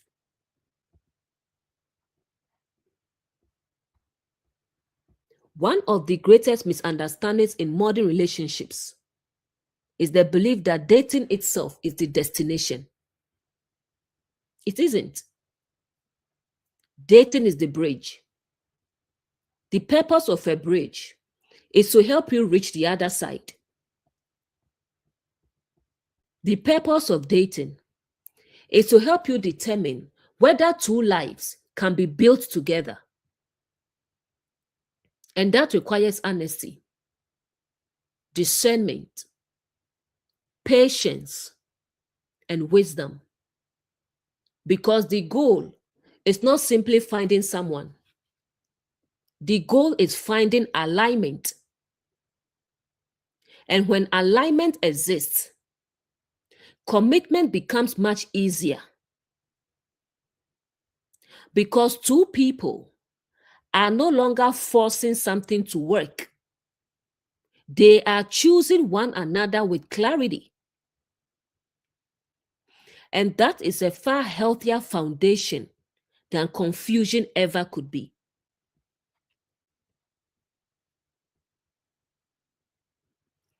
Next, let's discuss something that affects almost every relationship on earth: money. Now, the moment people hear the word money, emotions immediately become involved. Some people get excited. Some people get nervous. Some people start calculating expenses. Some people start to remember bills they forgot existed. Money has a way of getting everyone's attention. But today, we are not talking about wealth. We are talking about freedom. Because one of the biggest questions in relationship is this: am I with you because I choose you? Or am I with you because I need you? And those are two very different relationships. The social media industry of relationships. Imagine a young woman opens social media. The first video says, find a rich man. The second says, never struggle with a man. The third says, if he can't fly you first class, leave. The fourth says, your money is your money. His money is our money. 3 hours later, she feels less like she's preparing for a relationship and more like she's preparing for a corporate acquisition. Meanwhile, a young man opens social media. The first video says, never trust women. The second says, keep control. The third says, make sure she needs you. The fourth says, money gives you power. Now, two wounded people meet. One is afraid of being used. The other is afraid of being controlled. And everyone is shocked when the relationship becomes stressful. One of the greatest gifts a person can give themselves is the ability to stand on their own feet. Not because they hate relationships, not because they don't want partnership, not because they don't appreciate support, but because freedom changes everything. A woman who can take care of herself can honestly say, I don't need you to survive. I choose you because I want to build a life with you. A man who can take care of himself can honestly say, I'm not looking for someone to rescue me. I'm looking for someone to grow with me. That creates a healthier foundation because neither person is entering the relationship from desperation. Now let's talk honestly. There is nothing wrong with wanting financial stability. There is nothing wrong with wanting a responsible partner. There is nothing wrong with wanting someone who is disciplined with money. Those are reasonable desires. The problem begins when money becomes the primary reason for the relationship. Because eventually, people start trading freedom for security.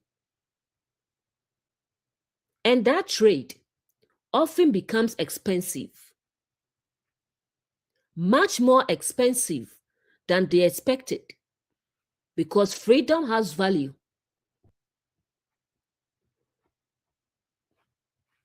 The funny reality. Some people say, I want a wealthy partner. Then they find one. Now every purchase requires explanation. Every decision requires permission. Every expense becomes an interrogation. Suddenly they realize, wait a minute. I wanted financial stability. I didn't realize I was applying to become an employee. Money is wonderful. Control is not. Now let's balance the conversation. This does not mean ambition doesn't matter. It does not mean responsibility doesn't matter. It does not mean people should tolerate laziness. No. Growth matters. Work ethic matters. Discipline matters. Purpose matters. There is a difference between someone who is struggling while actively building a future and someone who refuses responsibility altogether. Those are not the same thing.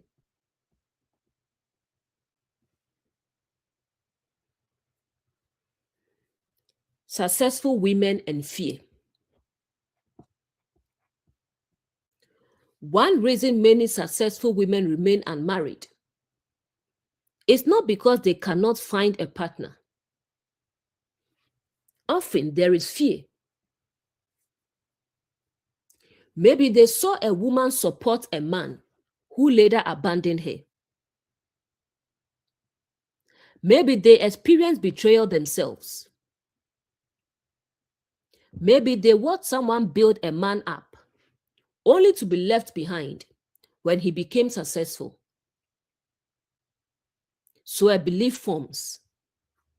I can never be with a man who makes less than me. The money appears to be the issue, but often the wound is the real issue. The fear is the real issue. Men carry fear too. The funny thing is men do the same thing. A man sees a successful woman. She has a great career. She's educated. She's accomplished. She's financially secure. And immediately, he starts rejecting himself. He hasn't even spoken to her yet. But the conversation in his head begins. She'll disrespect me. She'll treat me like a servant. She'll think she's better than me. Meanwhile, she's standing there wondering why he's acting strange. He's responding to a story, not the actual person. One of the greatest mistakes people make is turning personal experiences into universal truths. One man disappointed you. Now every man becomes suspicious. One woman hurt you. Now every woman becomes dangerous. One relationship failed. Now every future relationship looks doomed. But life doesn't work that way. There are arrogant men. There are humble men. There are selfish women. There are generous women. There are people who abuse power. There are people who use power to serve. Wisdom is learning to see individuals rather than stereotypes.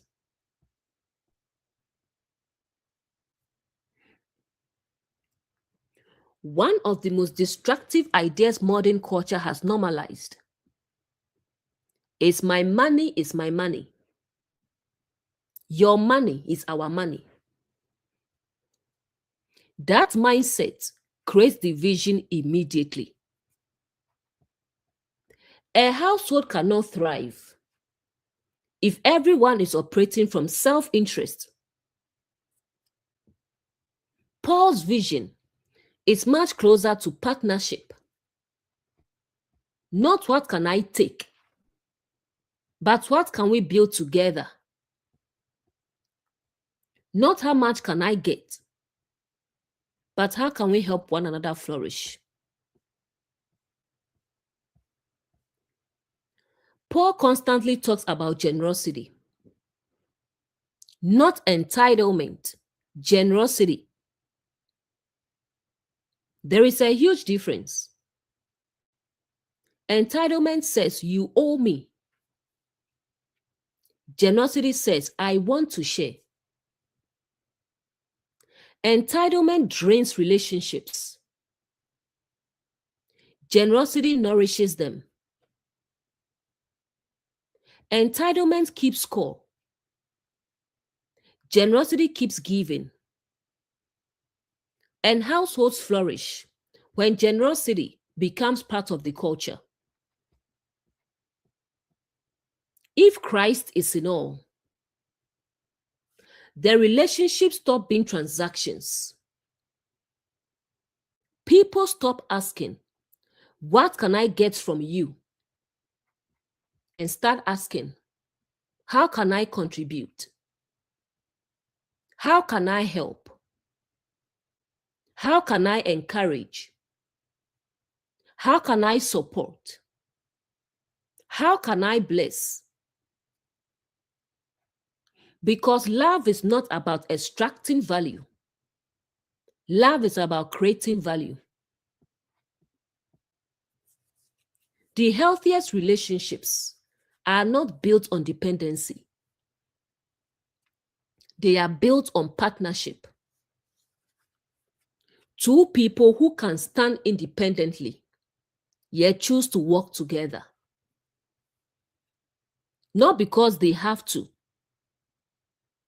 but because they genuinely want to.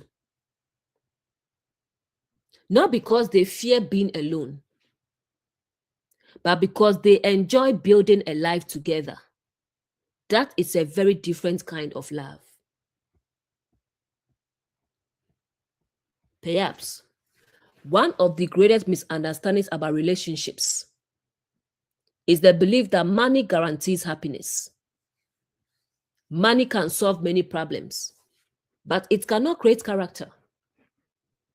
It cannot create loyalty. It cannot create kindness. It cannot create humility. It cannot create love. Those things must already exist within the people involved. And that is why Paul continually points us back to generosity, humility, service, and love. Because the strongest relationships are not built on dependence. They are built on freedom. Two people choosing one another every day. Not because they need to, but because they want to. And there is something profoundly beautiful about that.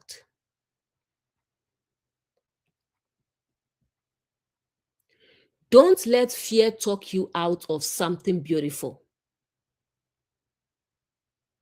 Pain is a terrible prophet. Pain makes terrible predictions.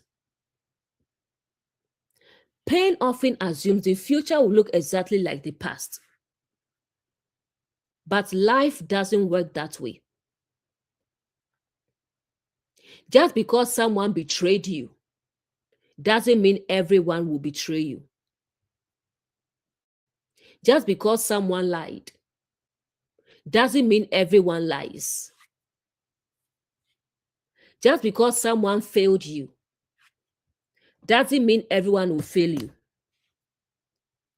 Pain wants certainty. Love requires courage.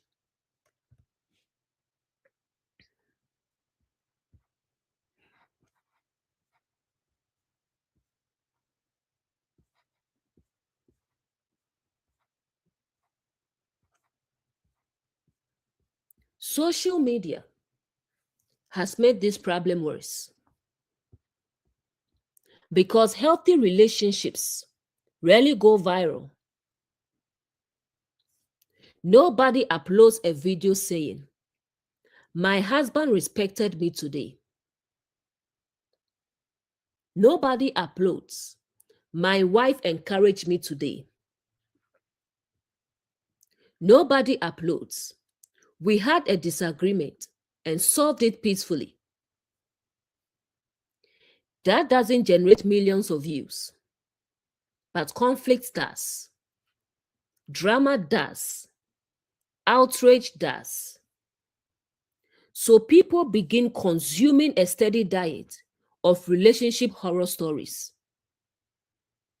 Eventually, they start believing those stories represent everyone. The funny reality: a woman meets a kind man. He's respectful, honest, hardworking, emotionally mature, and consistent. But he makes less money than she does. Immediately, fear starts talking. Remember what happened to your friend. Remember what happened to your aunt.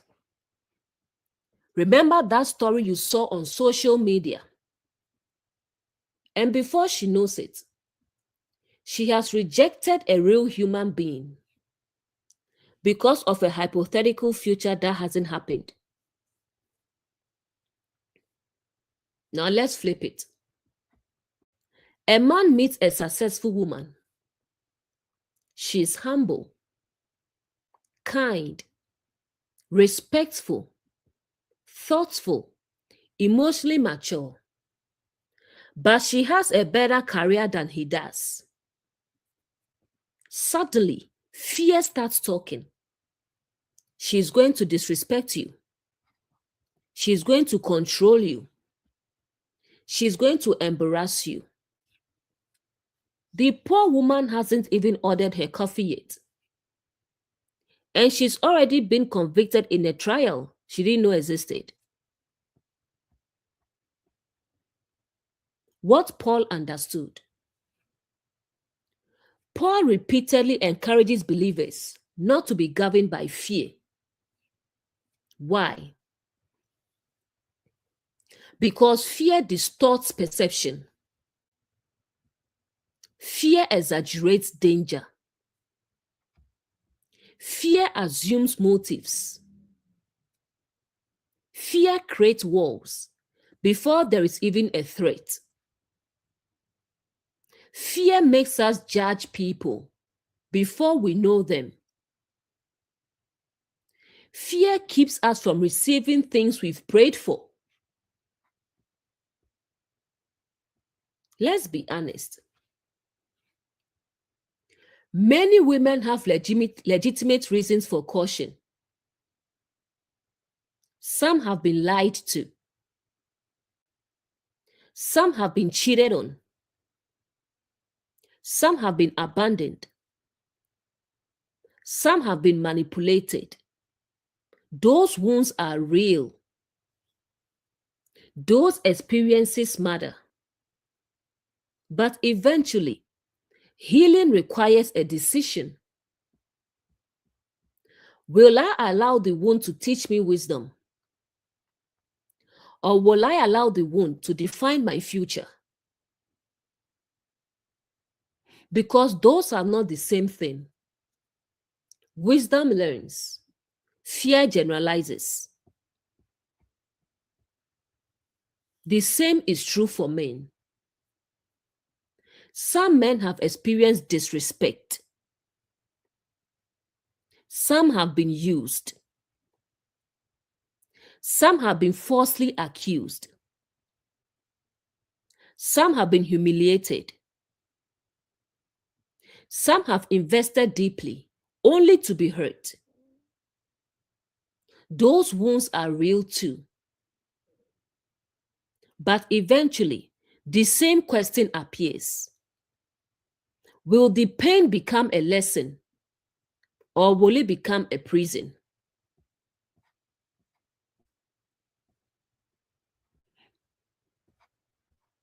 Parents do this too. A child makes a mistake. The parent gets hurt. Now, every future situation is treated as though the child cannot be trusted. Eventually, the child begins feeling like they are permanently on trial. Healthy parenting requires correction, but it also requires allowing people room to grow. The same principle applies in marriage, applies in friendships, applies in life. This is where things become interesting. Sometimes, what people call standards are actually fears. Now, let's be clear. Standards are healthy. Boundaries are healthy. Discernment is healthy. But occasionally, someone says, I just have standards. When what they really mean is, I'm terrified of being hurt again. And if we are honest, healing cannot begin until we recognize the difference.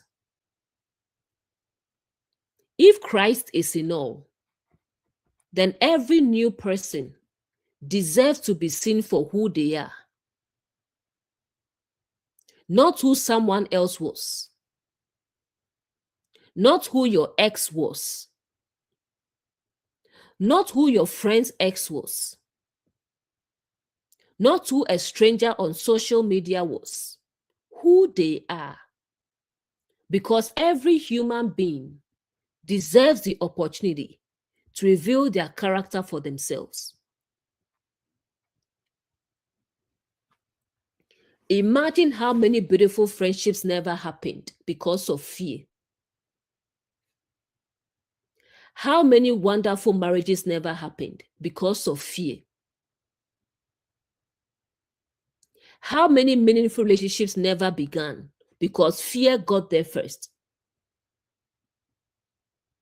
Not because the opportunity wasn't real, but because pain was speaking louder than possibility. One of the saddest things in life is not being hurt. Being hurt is part of life. Every human being experiences disappointment.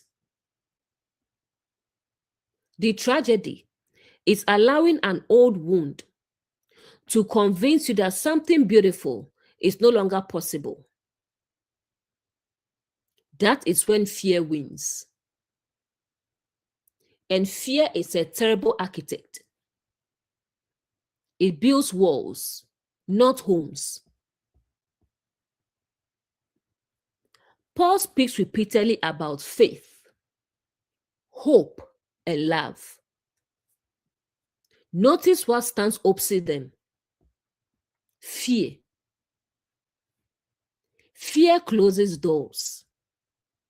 Fear isolates. Fear assumes the worst. Fear expects betrayal.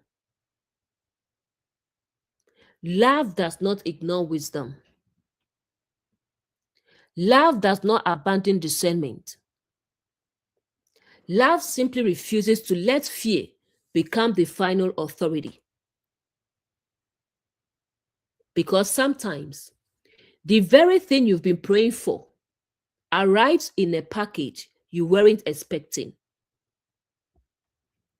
A kind person,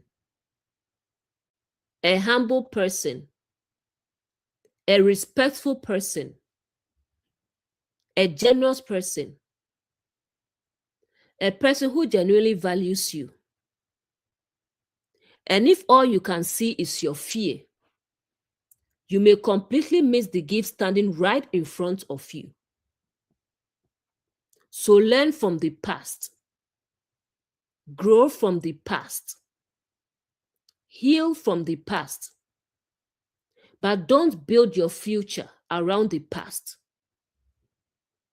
Because something beautiful may be waiting on the other side of your fear, and it will be a tragedy to miss it.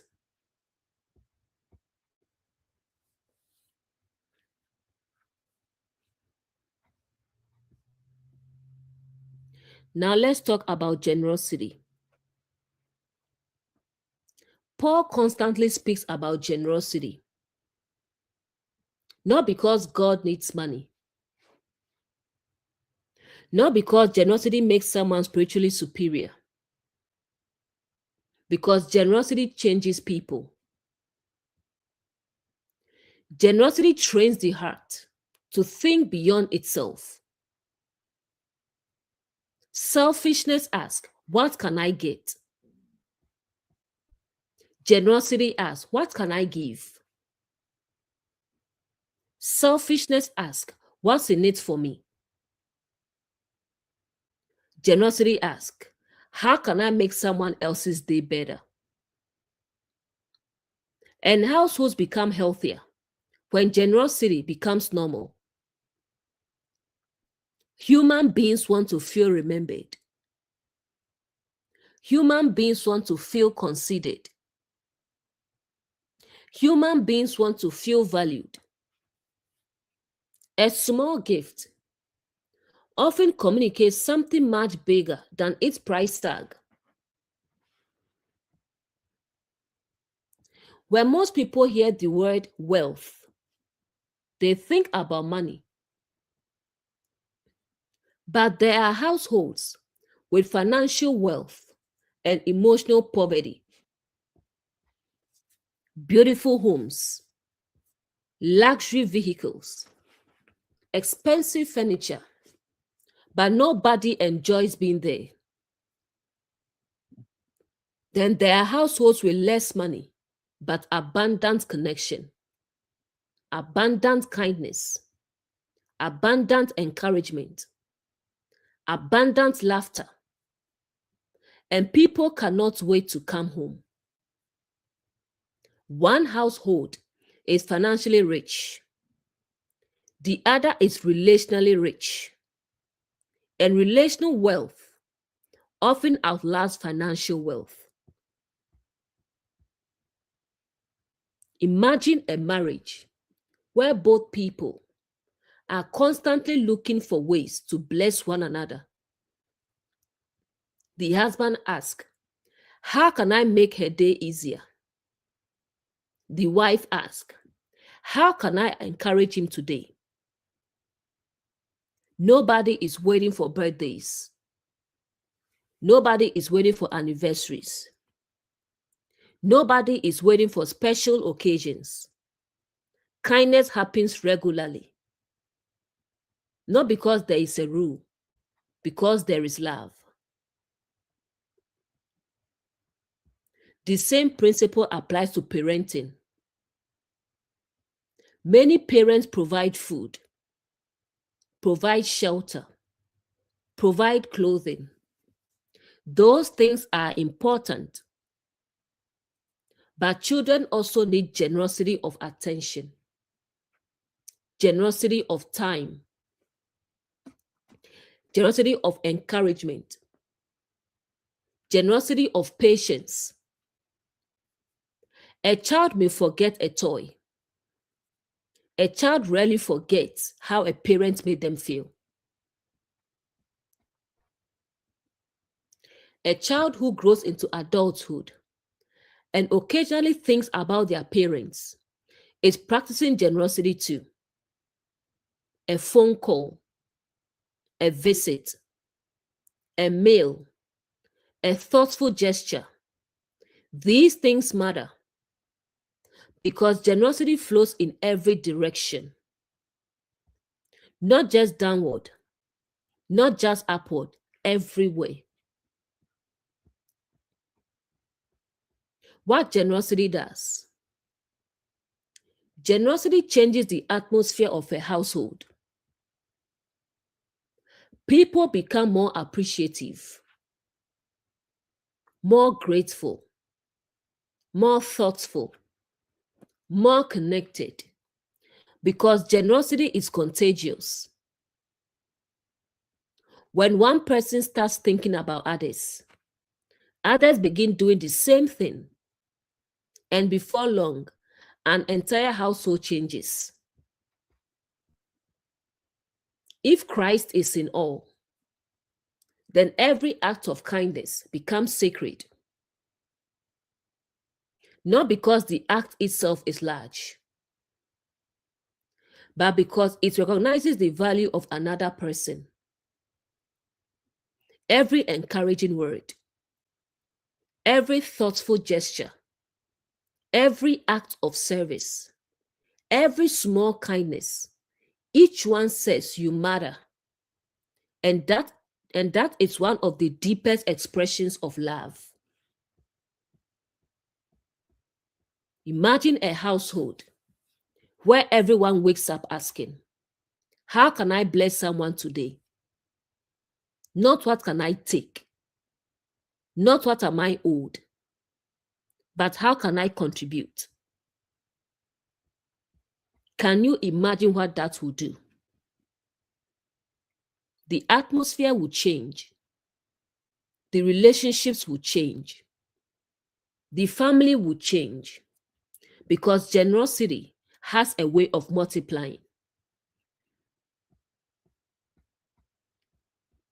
Many people spend their lives waiting for extraordinary opportunities to demonstrate love. Meanwhile, love is hiding in ordinary moments. A drink, a meal, a phone call, a conversation, a hug, a compliment, a word of encouragement, a thoughtful gesture. These small things seem insignificant, yet over time, they become the foundation of extraordinary relationships. That is why Paul continually speaks about kindness, generosity, service, and love. Because households are rarely destroyed by the absence of grand gestures. They are usually strengthened by the presence of countless small acts of kindness.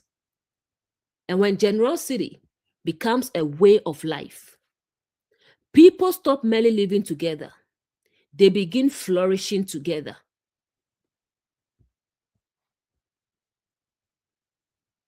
Next, let's look at parenting without crushing the spirit of children.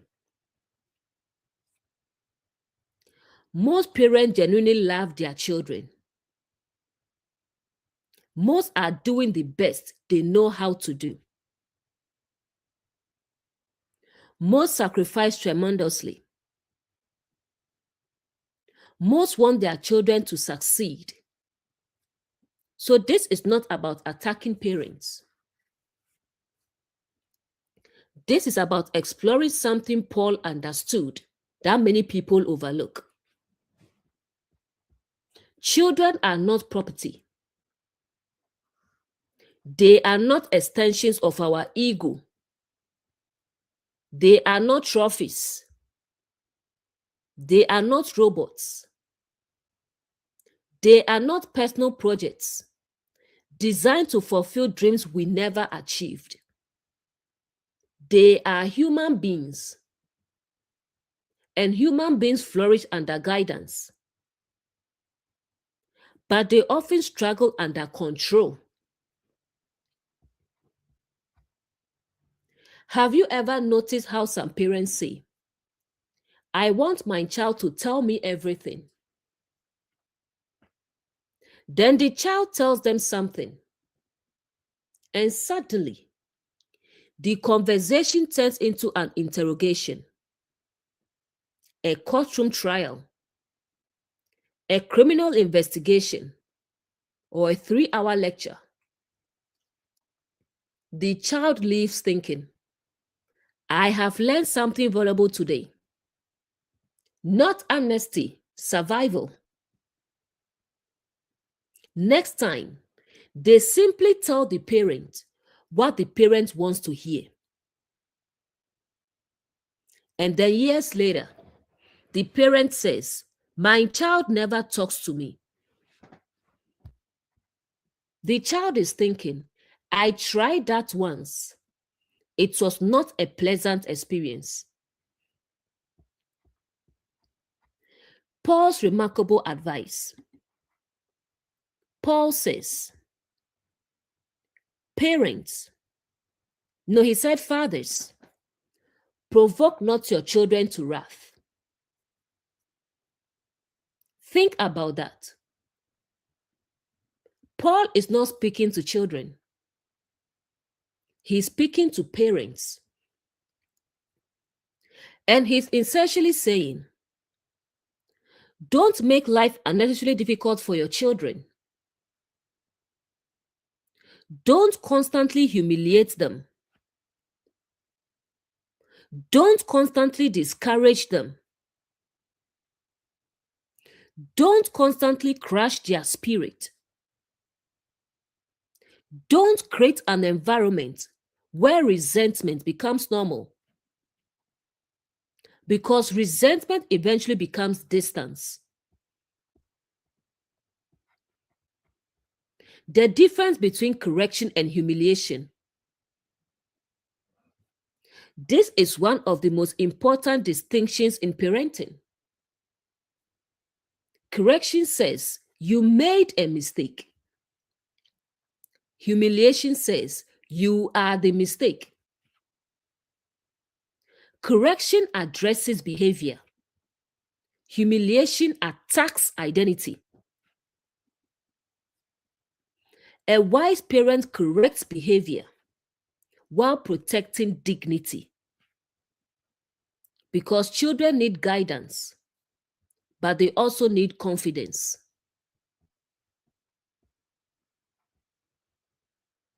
Imagine a child brings home a report card.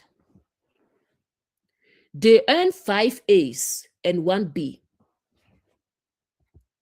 The parent looks directly at the B immediately, without hesitation. What's this? The child is standing there wondering, did we not see the other 5 subjects? Some children grow up feeling like nothing is ever enough. Not because their parents hated them, because appreciation was rare and criticism was abundant. Eventually, some children stop trying, not because they are lazy, because they are exhausted. Imagine spending years believing, no matter what I do, it won't be enough. That belief becomes heavy, and many adults are still carrying it decades later. Some parents believe fear creates respect. And to be fair, fear does create something: compliance. Fear can make a child obey while you are watching. But what happens when you are not watching? What happens when the child becomes an adult? What happens when they are free to make their own decisions? The relationship often struggles because fear never created trust. It only created obedience. Now imagine something different. A parent corrects. A parent teaches. A parent sets boundaries. A parent enforces consequences. But the child still feels loved, still feels heard, still feels respected, still feels safe.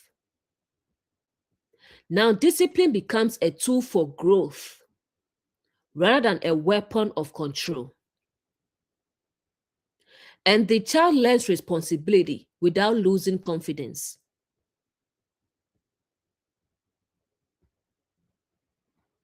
Let's make this practical.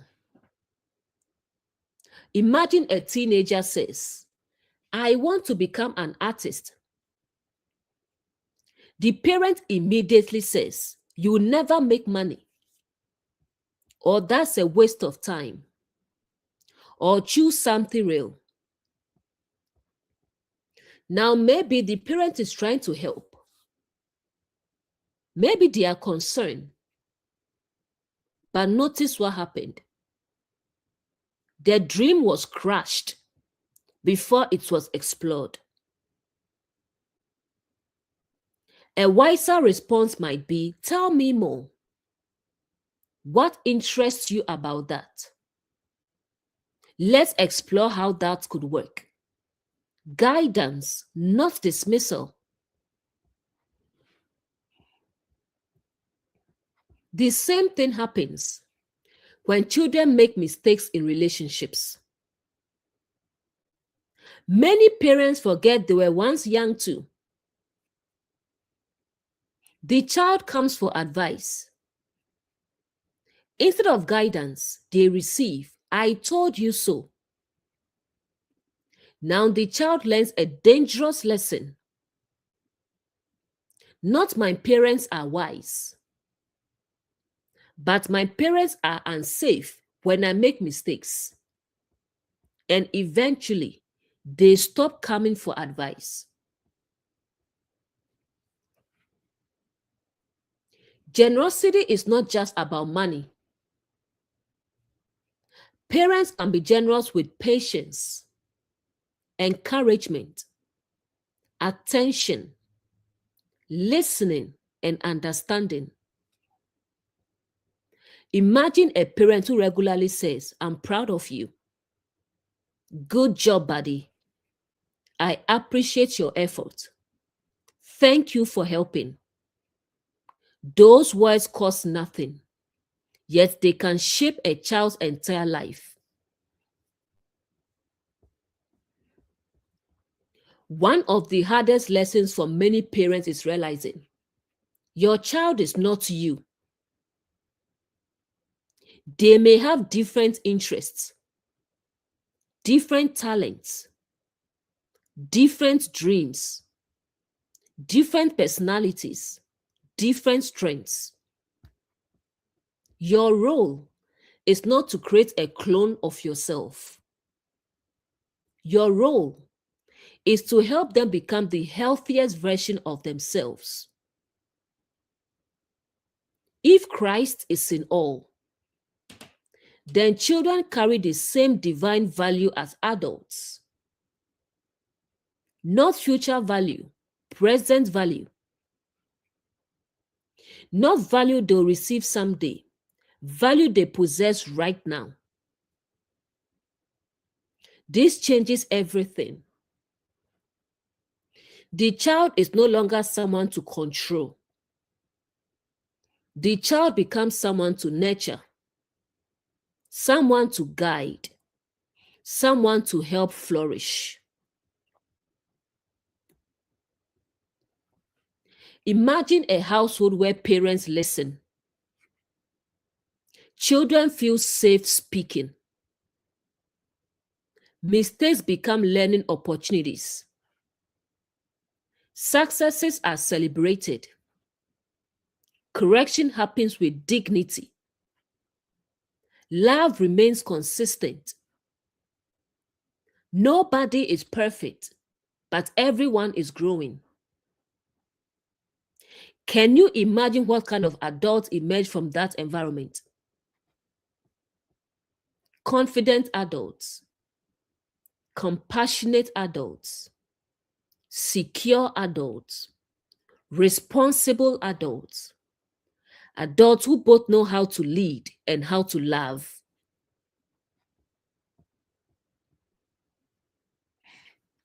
Many people spend years healing from childhood wounds, not because their parents were evil, because their parents were wounded too. They passed down what they received. The beautiful thing is that awareness allows us to break cycles. We can choose a different path. We can parent with more wisdom than we inherited. One of the greatest responsibilities a human being can receive is the care of a child.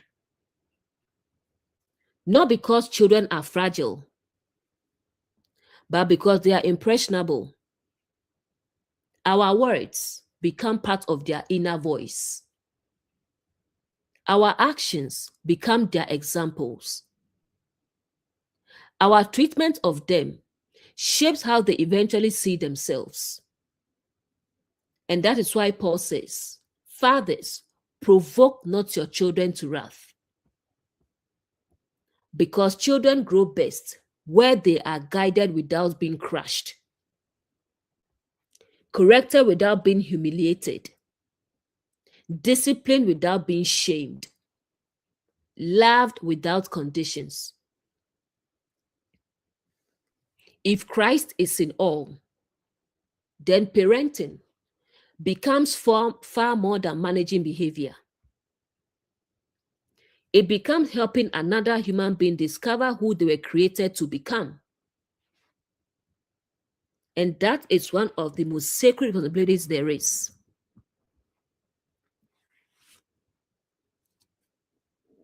Next, let's talk about why humility is one of the greatest powers a human being can possess. Humility is one of the most misunderstood virtues in the world. Many people hear humility and immediately think weakness, timidity, low self-esteem, being a doormat. But Paul never presents humility that way. In fact, Paul presents humility as one of the highest expressions of spiritual maturity. Because humility is not thinking less of yourself. It is becoming less obsessed with yourself. And those are two very different things. The funny reality: everybody wants a humble spouse. Nobody wants to be the humble spouse. Everybody wants a humble boss.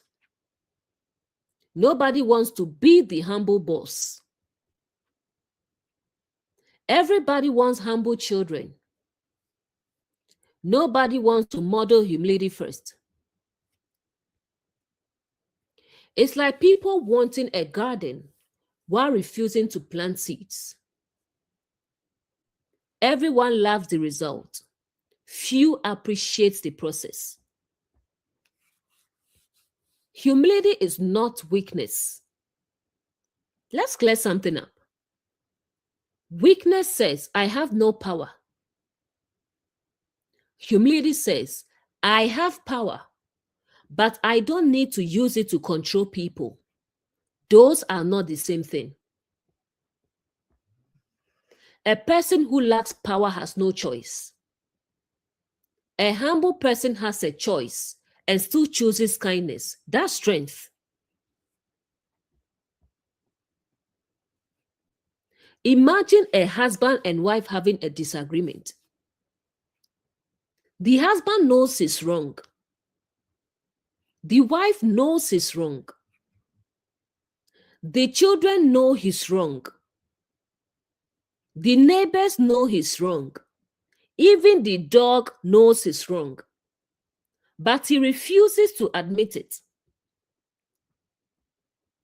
Now the issue is no longer the original disagreement. The issue has become pride.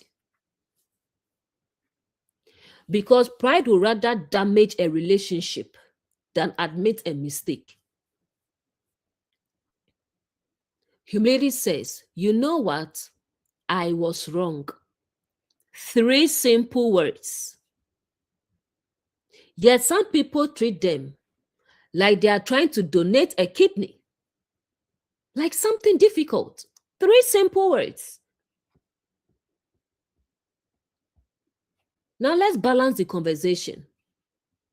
Women can do the same thing. Sometimes, the issue isn't that someone made a mistake.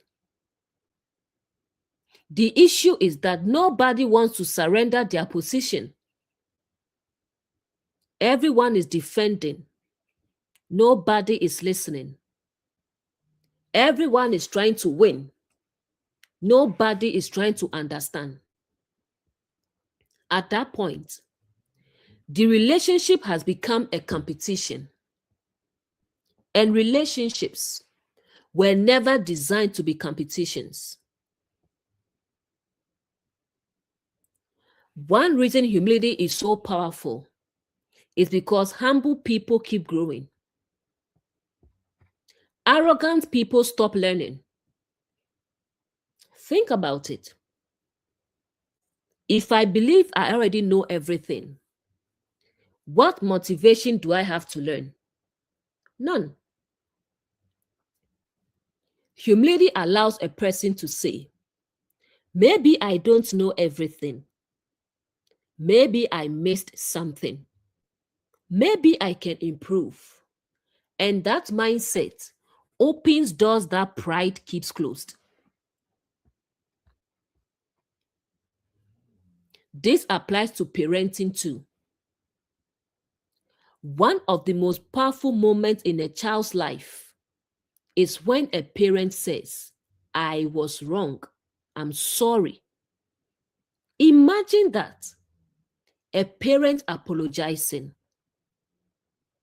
Not because the parent is weak, because the parent is mature. Children learn humility by observing humility. They learn honesty by observing honesty. They learn accountability by observing accountability. Many parents want respectful children. The question is, do the children regularly see respect modeled? The same principle applies at work. Everyone has experienced 2 kinds of leaders. The first leader, I know everything. Don't question me because I said so. The second leader, what do you think? Let's explore this. I might be wrong. One creates fear. The other creates growth. One protects their ego. The other develops people. And guess which one employees usually respect more?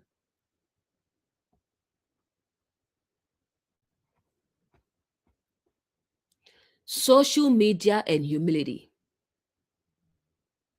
One thing social media has done is make humility seem unpopular. Everyone is branding themselves. promoting themselves, announcing themselves, building personal empires. And there is nothing wrong with confidence. But confidence and arrogance are not the same thing. Confidence says, I know my value. Arrogance says, my value makes me better than you. Confidence is secure. Arrogance is insecure pretending to be secure. One of the most beautiful things to witness is a successful person who remains humble. A person with money who treats everyone with dignity. A person with influence who listens. A person with authority who serves. A person with knowledge who continues learning. Why is that so attractive? Because humility humanizes power. Without humility, power often becomes domination. With humility, power becomes service. Imagine a household where humility becomes normal. The husband apologizes when he's wrong. The wife apologizes when she's wrong. The parents apologize when they are wrong. The children learn to apologize when they are wrong. Nobody is obsessed with winning. People are focused on understanding. Focus on growth. Focus on preserving the relationship rather than protecting their ego. Can you imagine how much conflict will disappear? Not because people stopped making mistakes, because people stopped worshiping their pride. The hidden superpower. Humility does something pride cannot do. It opens doors. Humility opens hearts. It opens conversations. It opens opportunities. It opens relationships. Pride often closes all of them. This is why some people keep repeating the same mistakes. Not because they lack intelligence, because pride prevents learning. Humility allows transformation. If Christ is in all, then humility becomes natural. Because the moment I recognize value in others, I stop behaving as though I'm the center of the universe. I begin listening. I begin learning. I begin serving. I begin considering others. Not because I'm less valuable, because I recognize that they are valuable too. One of the greatest misconceptions in modern culture is the belief that arrogance is strength. It isn't. Arrogance is often insecurity, wearing expensive clothing. True strength is humility, the ability to listen, the ability to learn, the ability to apologize, the ability to serve, the ability to admit when you are wrong, the ability to value others without diminishing yourself. That takes tremendous strength. And that is why Paul continually returns to humility. Because humility is not weakness. It is strength under control. And strength under control is one of the most beautiful forms of power a human being can possess.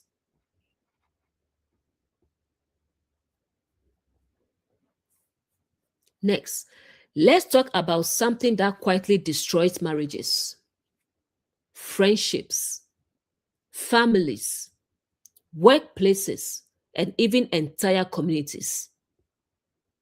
Keeping score. Now, let's be honest. Most people don't think they are keeping score until they get upset. Then suddenly they remember everything. Not some things, everything. Events from 3 years ago, conversations from 7 years ago, things said during the previous administration. At that point, they are not having an argument. They are presenting historical evidence. Have you ever noticed how some people have memories that only activate during disagreements? Everything seems forgotten. Everything seems peaceful. Then an argument begins. Suddenly, actually, on June 14, 2022, at approximately 4:37 p.m., you said this and that. The other person is standing there wondering, how do you even remember that? At this point, the relationship isn't a relationship. It's an active investigation. The marriage scoreboard. Imagine a husband and wife. The husband says, I took out the trash. The wife says, I cooked dinner. The husband says, I worked all day. The wife says, I cleaned the house. The husband says, I paid the mortgage. The wife says, I took the children to school. Back and forth, back and forth, back and forth. Eventually, nobody feels appreciated because both people are focused on proving their contribution rather than appreciating the contribution of the other. Sometimes, relationships slowly transform into accounting departments. Every favor is recorded. Every gift is tracked. Every sacrifice is documented. Every act of kindness requires repayment. At that point, people stop giving freely because nothing is free anymore. Everything comes with terms and conditions. Paul constantly points people toward generosity. Why? Because generosity and scorekeeping cannot comfortably exist together. Generosity says, I want to give. Scorekeeping says, I want credit. Generosity says, how can I help? Scorekeeping says, who is helping me? Generosity focuses on contribution. Scorekeeping focuses on comparison. And comparison is one of the quickest ways to poison a relationship. Parents do this too. A parent says, after everything I've done for you. Now let's be clear. Parents sacrifice tremendously. Children should appreciate those sacrifices. But when every act of love becomes a debt, the relationship changes. The child begins feeling obligated rather than loved. Love really giving creates gratitude. Love presented as a bill creates pressure. Friendships suffer from this as well. One friend always remembers who called first. Who paid last? Who initiated plans? Who helped more? Who texted more? Who sacrificed more? Eventually, the friendship becomes exhausting because every interaction is being measured. This is why transactional dating creates problems. A man pays for dinner. Now he feels entitled to something. I spent $50 on you. I spent $100 on you. Now I expect to be paid in kind. A woman accepts the dinner. Now she feels pressured. The moment generosity becomes a transaction, the atmosphere changes. Now nobody is enjoying the experience. Everyone is calculating. Now imagine a different household. The husband helps because he wants to help. The wife helps because she wants to help. The children contribute because contribution is part of the culture. Nobody is carrying a calculator. Nobody is keeping a spreadsheet. Nobody is waiting to announce their sacrifices. People simply care about one another. Can you imagine how peaceful that would be? Not because everyone contributes equally every day. Some days, one person carries more. Some days, another person carries more. Life isn't always balanced, but over time, generosity balances itself. One of the stranger things about love is that it grows when freely given. The moment love becomes a contract, something begins dying. Not responsibility, not accountability. Those remain important. But genuine love cannot flourish where every interaction is reduced to a transaction. One of the greatest reasons Paul emphasizes grace is because grace interrupts scorekeeping. Grace allows people to be human. Grace allows room for imperfection. Grace allows relationships to breathe because no marriage survives without grace. No family survives without grace.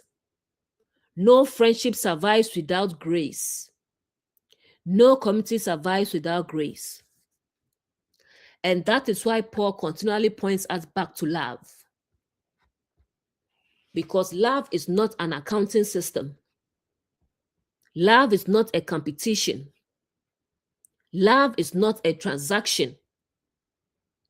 Love is the decision to seek the flourishing of another person, even when keeping score would be easier. And when people stop asking, what do I owe? What am I owed? And start asking, how can I help? Relationships begin transforming.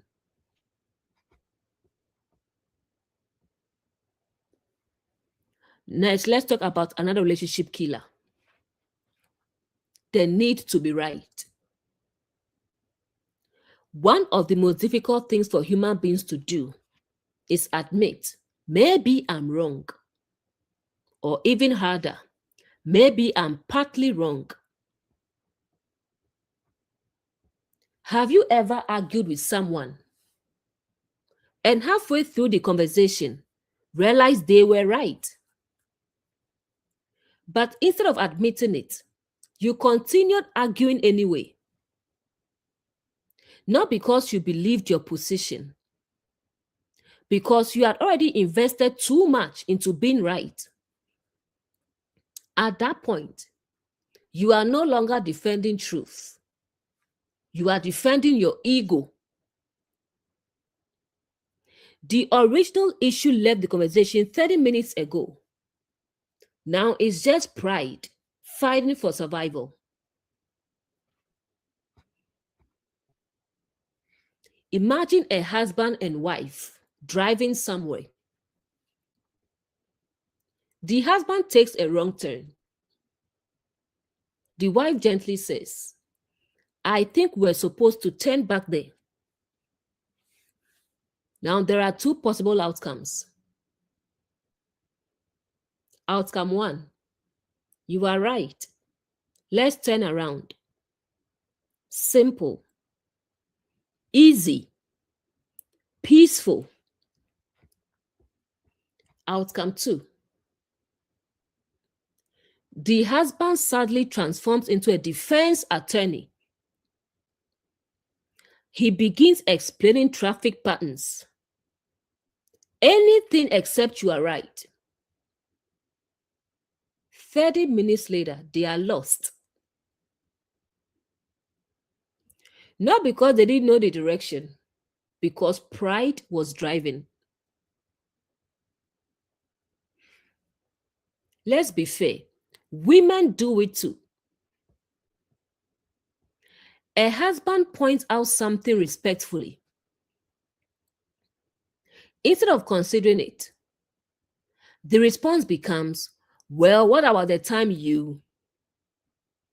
Suddenly, a new argument appears. Then another. Then another. Now nobody remembers the original issue. The conversation has become a scavenger hunt through past mistakes. One thing Paul understood is that knowledge alone doesn't transform people. Love transforms people. This is why Paul says, knowledge puffeth up, but charity edifieth. Think about that. Knowledge can inflate the ego. Knowledge can make people arrogant. Knowledge can make people difficult. We've all met people who know a lot and somehow make everyone around them miserable. Because information without humility becomes pride. Social media has made this worse. Everyone is debating. Everyone is correcting. Everyone is proving. Everyone is defending. People aren't listening anymore. They are preparing responses. Some people don't read to understand. They read to disagree.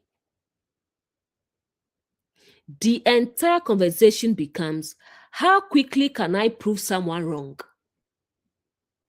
Rather than, what can I learn? Parents often do this too. A child expresses a feeling. Instead of listening, the parent immediately begins explaining why the child shouldn't feel that way. Now let's pause. The feeling already exists. Explaining why someone shouldn't feel it doesn't make it disappear. Understanding creates connection. Dismissal creates distance. A wiser response might be, help me understand why you feel that way. Notice the difference. One response shuts down the conversation. The other opens it. Imagine a household where people aren't obsessed with being right. The husband listens. The wife listens. The children listen. People can disagree without becoming enemies. People can change their minds without feeling ashamed. People can say, "That's a good point." Can you imagine how much conflict would disappear? Not because everyone always agrees, because everyone values understanding more than victory. The cost of being right. Here's something interesting. Sometimes people win arguments and lose relationships. They prove their point. They establish their correctness. They demonstrate their superiority. And then wonder why nobody enjoys being around them. Because human beings need more than correctness. They need connection. A relationship where one person is always right and everyone else is always wrong becomes exhausting. The humility test. One of the simplest tests of humility is this: can you change your mind when presented with better information? Not because you are weak, because you are teachable. A humble person isn't threatened by learning. A humble person isn't threatened by growth. A humble person isn't threatened by being corrected. Why? Because their identity is not built on being right all the time. Jesus and questions. Something interesting about Jesus: he often responded to questions with questions. Why? Because transformation is deeper than information. Sometimes helping people think is more powerful than winning an argument. Many people are trying to win debates. Few people are helping others grow. If Christ is in all, then every person potentially has something to teach us, even children, even people we disagree with, even people from different backgrounds, even people with different experiences. That doesn't mean everyone is correct. It means wisdom remains open to learning, and learning requires humility.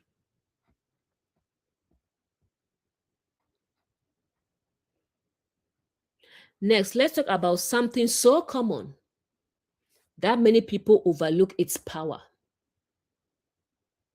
Words. Simple words. Ordinary words. Words we speak every day. Words we hear every day. Words we remember for decades. It's amazing when you think about it. A sentence can change the direction of a person's life. One encouraging word can give someone the courage to keep going.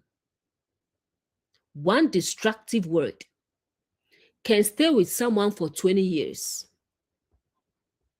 And Paul understood this better than most people realize. Again and again, Paul tells believers to build one another up, to encourage one another, to edify one another.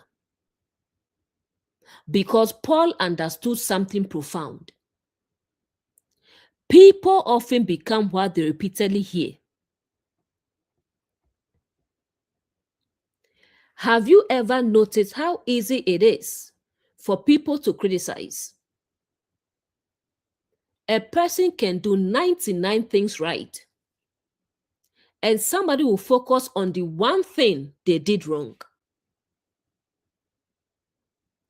A child gets 5 A's and 1 B. Suddenly, the family launches a national investigation.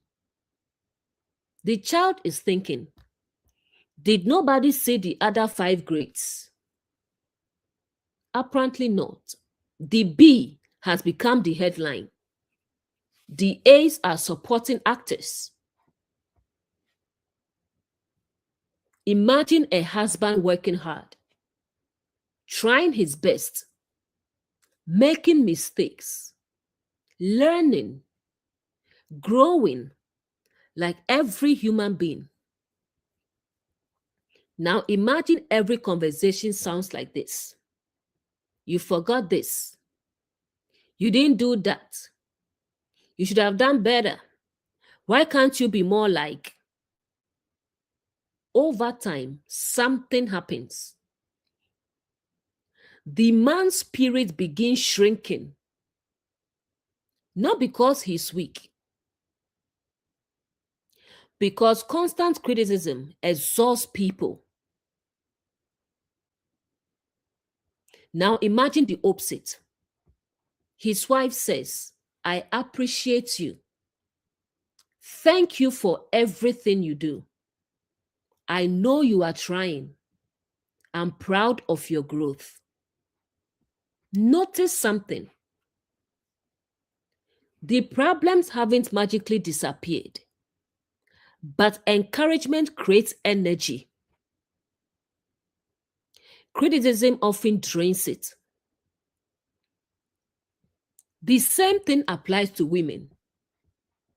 A woman spends hours caring for her family, managing responsibilities, solving problems, supporting others, and nobody notices. Nobody acknowledges it. Nobody says thank you. Eventually, she begins feeling invisible. Now imagine a husband who says, I appreciate everything you do. Those words cost nothing, yet they can mean everything. This becomes even more important with children. Many adults are still living from words spoken decades ago. A teacher said, you are smart, and they believed it.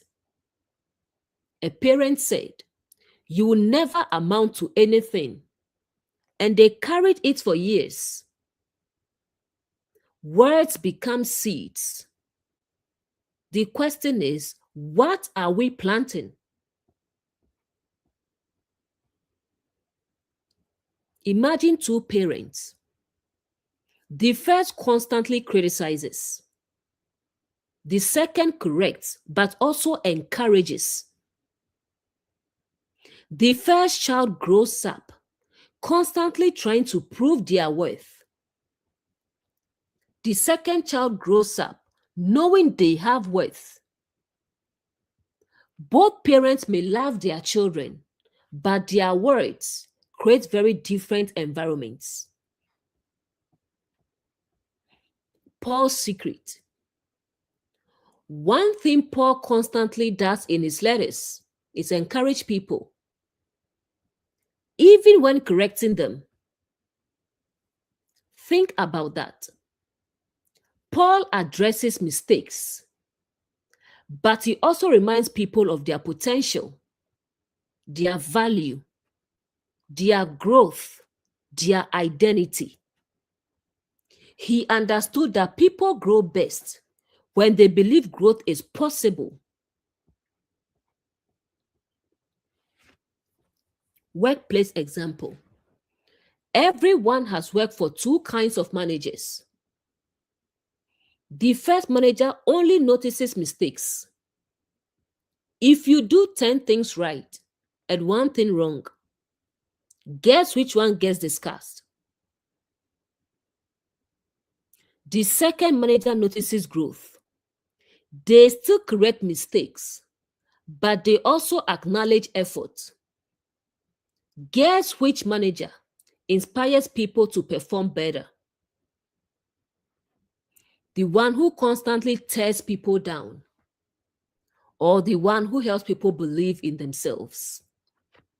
The answer is obvious. Imagine a household where encouragement becomes normal. The husband encourages the wife. The wife encourages the husband. The parents encourage the children. The children encourage one another. People celebrate growth. People acknowledge effort. People notice progress. Can you imagine what that does to the atmosphere? People start flourishing. People start believing in themselves. People start taking healthy risks. People start becoming the best version of themselves. This connects to our earlier lesson on generosity, because encouragement is a form of generosity. It costs nothing, yet it can change everything. A compliment, a thank you, a kind word, a moment of recognition. These things are often more valuable than people realize. Now, let's be honest. Some people have developed a habit of only speaking when something is wrong. The only feedback people receive is negative. The only attention people receive is correction. The only conversations people receive are complaints. Eventually, everyone around them becomes emotionally exhausted. Not because they are evil, because they have forgotten the power of encouragement. If Christ is in all, then every person carries potential. Every person carries value. Every person carries possibility. Encouragement recognizes that. Encouragement says, I see something beautiful in you. I see growth in you. I see potential in you. And sometimes people need someone else to see it before they can see it themselves. Many people assume great relationships are built on grand gestures. Often, they are built on daily encouragement, small words, small moments, small reminders, repeated consistently over time, like water nourishing a plant. The growth may seem slow, but eventually the results become obvious. One of the greatest gifts we can give another human being is encouragement. Not flattery, not manipulation, genuine encouragement. The ability to help someone see the best within themselves, to remind them of their value, to remind them of their growth, to remind them of their potential. Because words can build people, words can strengthen people, words can heal people, and unfortunately, words can also wound people. Paul understood this.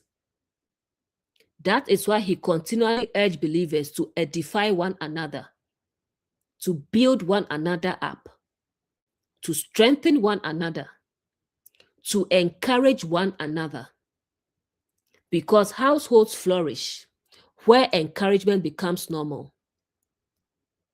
Marriages flourish where encouragement becomes normal. Children flourish where encouragement becomes normal. Communities flourish where encouragement becomes normal. And if Christ is in all, then perhaps one of the highest uses of our words is helping others become who they were always capable of becoming.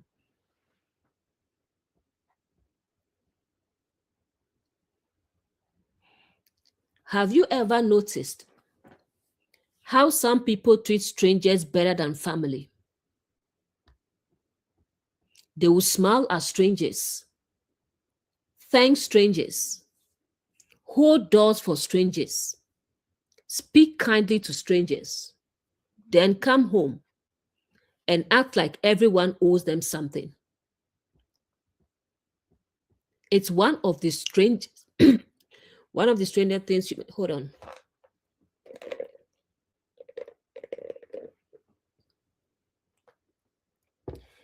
It's one of the stranger things humans do. Sometimes the people closest to us receive the least kindness. And Paul is constantly correcting this. Because the people closest to us often need our best qualities the most. Imagine a household where mutual honor becomes the culture.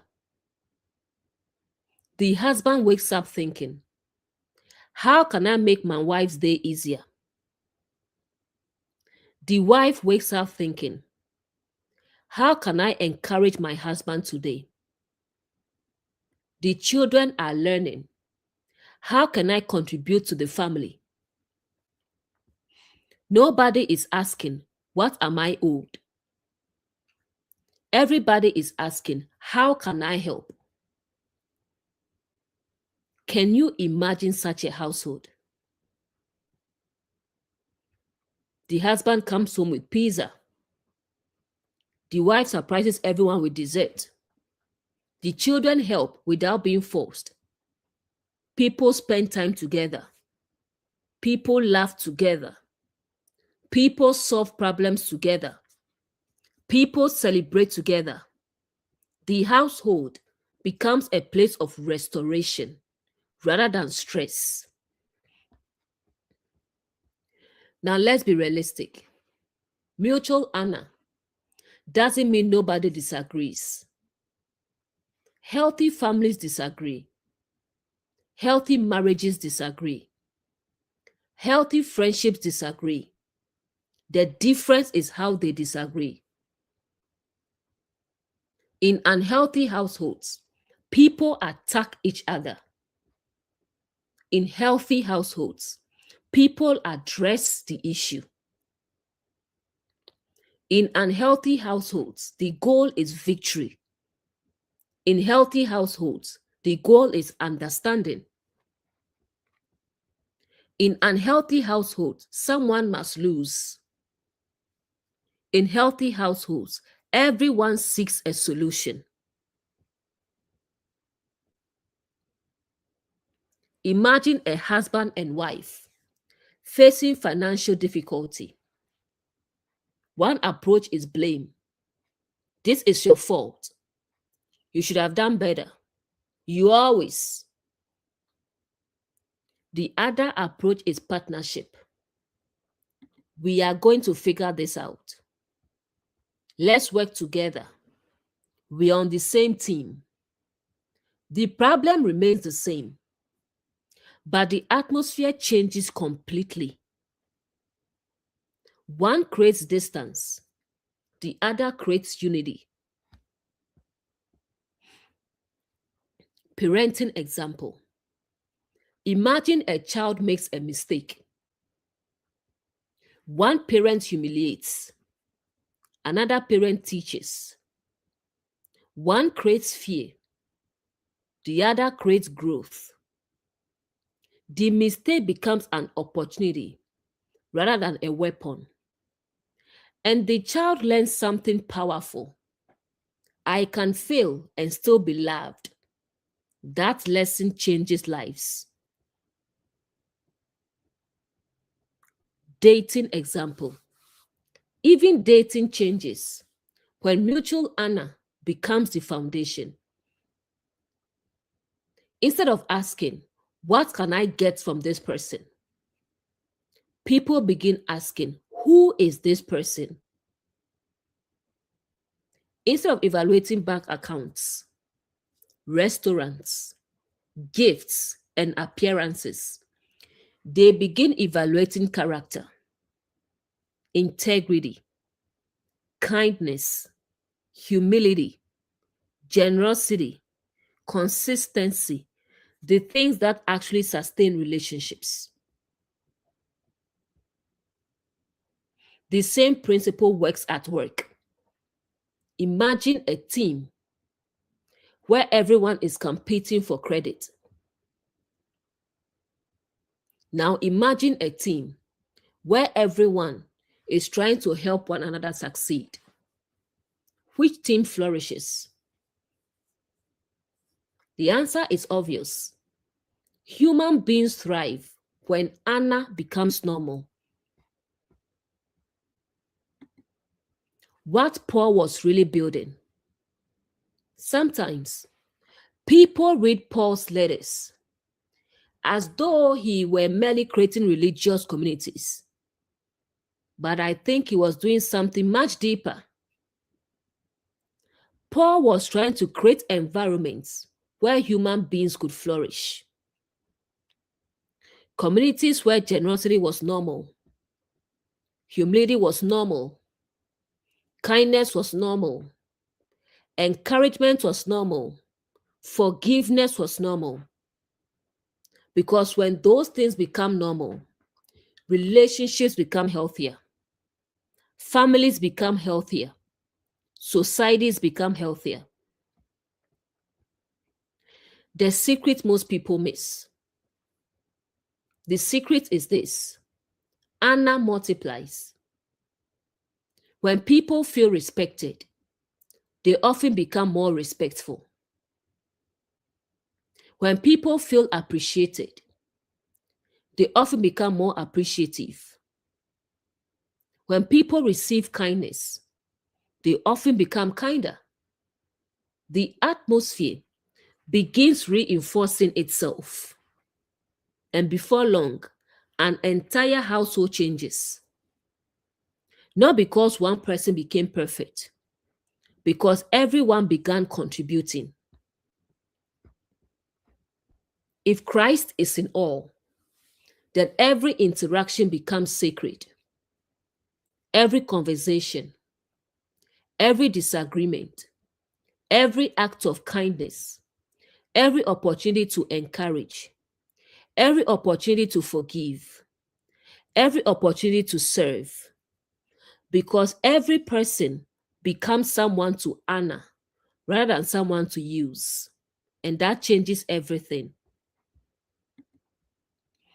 The deep lesson: most people spend their lives searching for the perfect relationship, the perfect spouse, the perfect family, the perfect environment. But perhaps the greater question is, am I contributing to the kind of environment I wish existed? Because households are built one interaction at a time, one conversation at a time, one act of kindness at a time, one act of generosity at a time, one moment of humility at a time. Paul's vision was never merely about religious belief.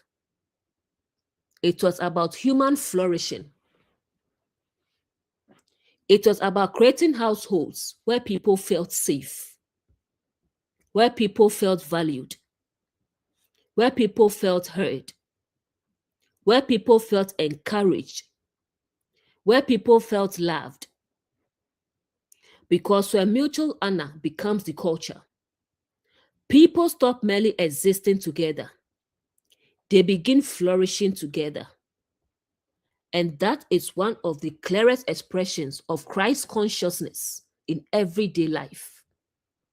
Not domination, not control, not superiority, but love expressed through honor. love expressed through humility, love expressed through generosity, love expressed through service. And when that becomes the culture of a household, something beautiful begins to happen.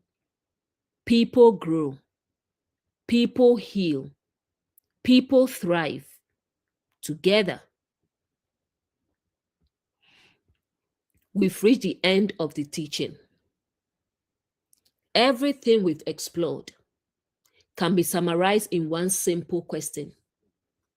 If Christ is in all, if the source is in all of us, how should we treat one another?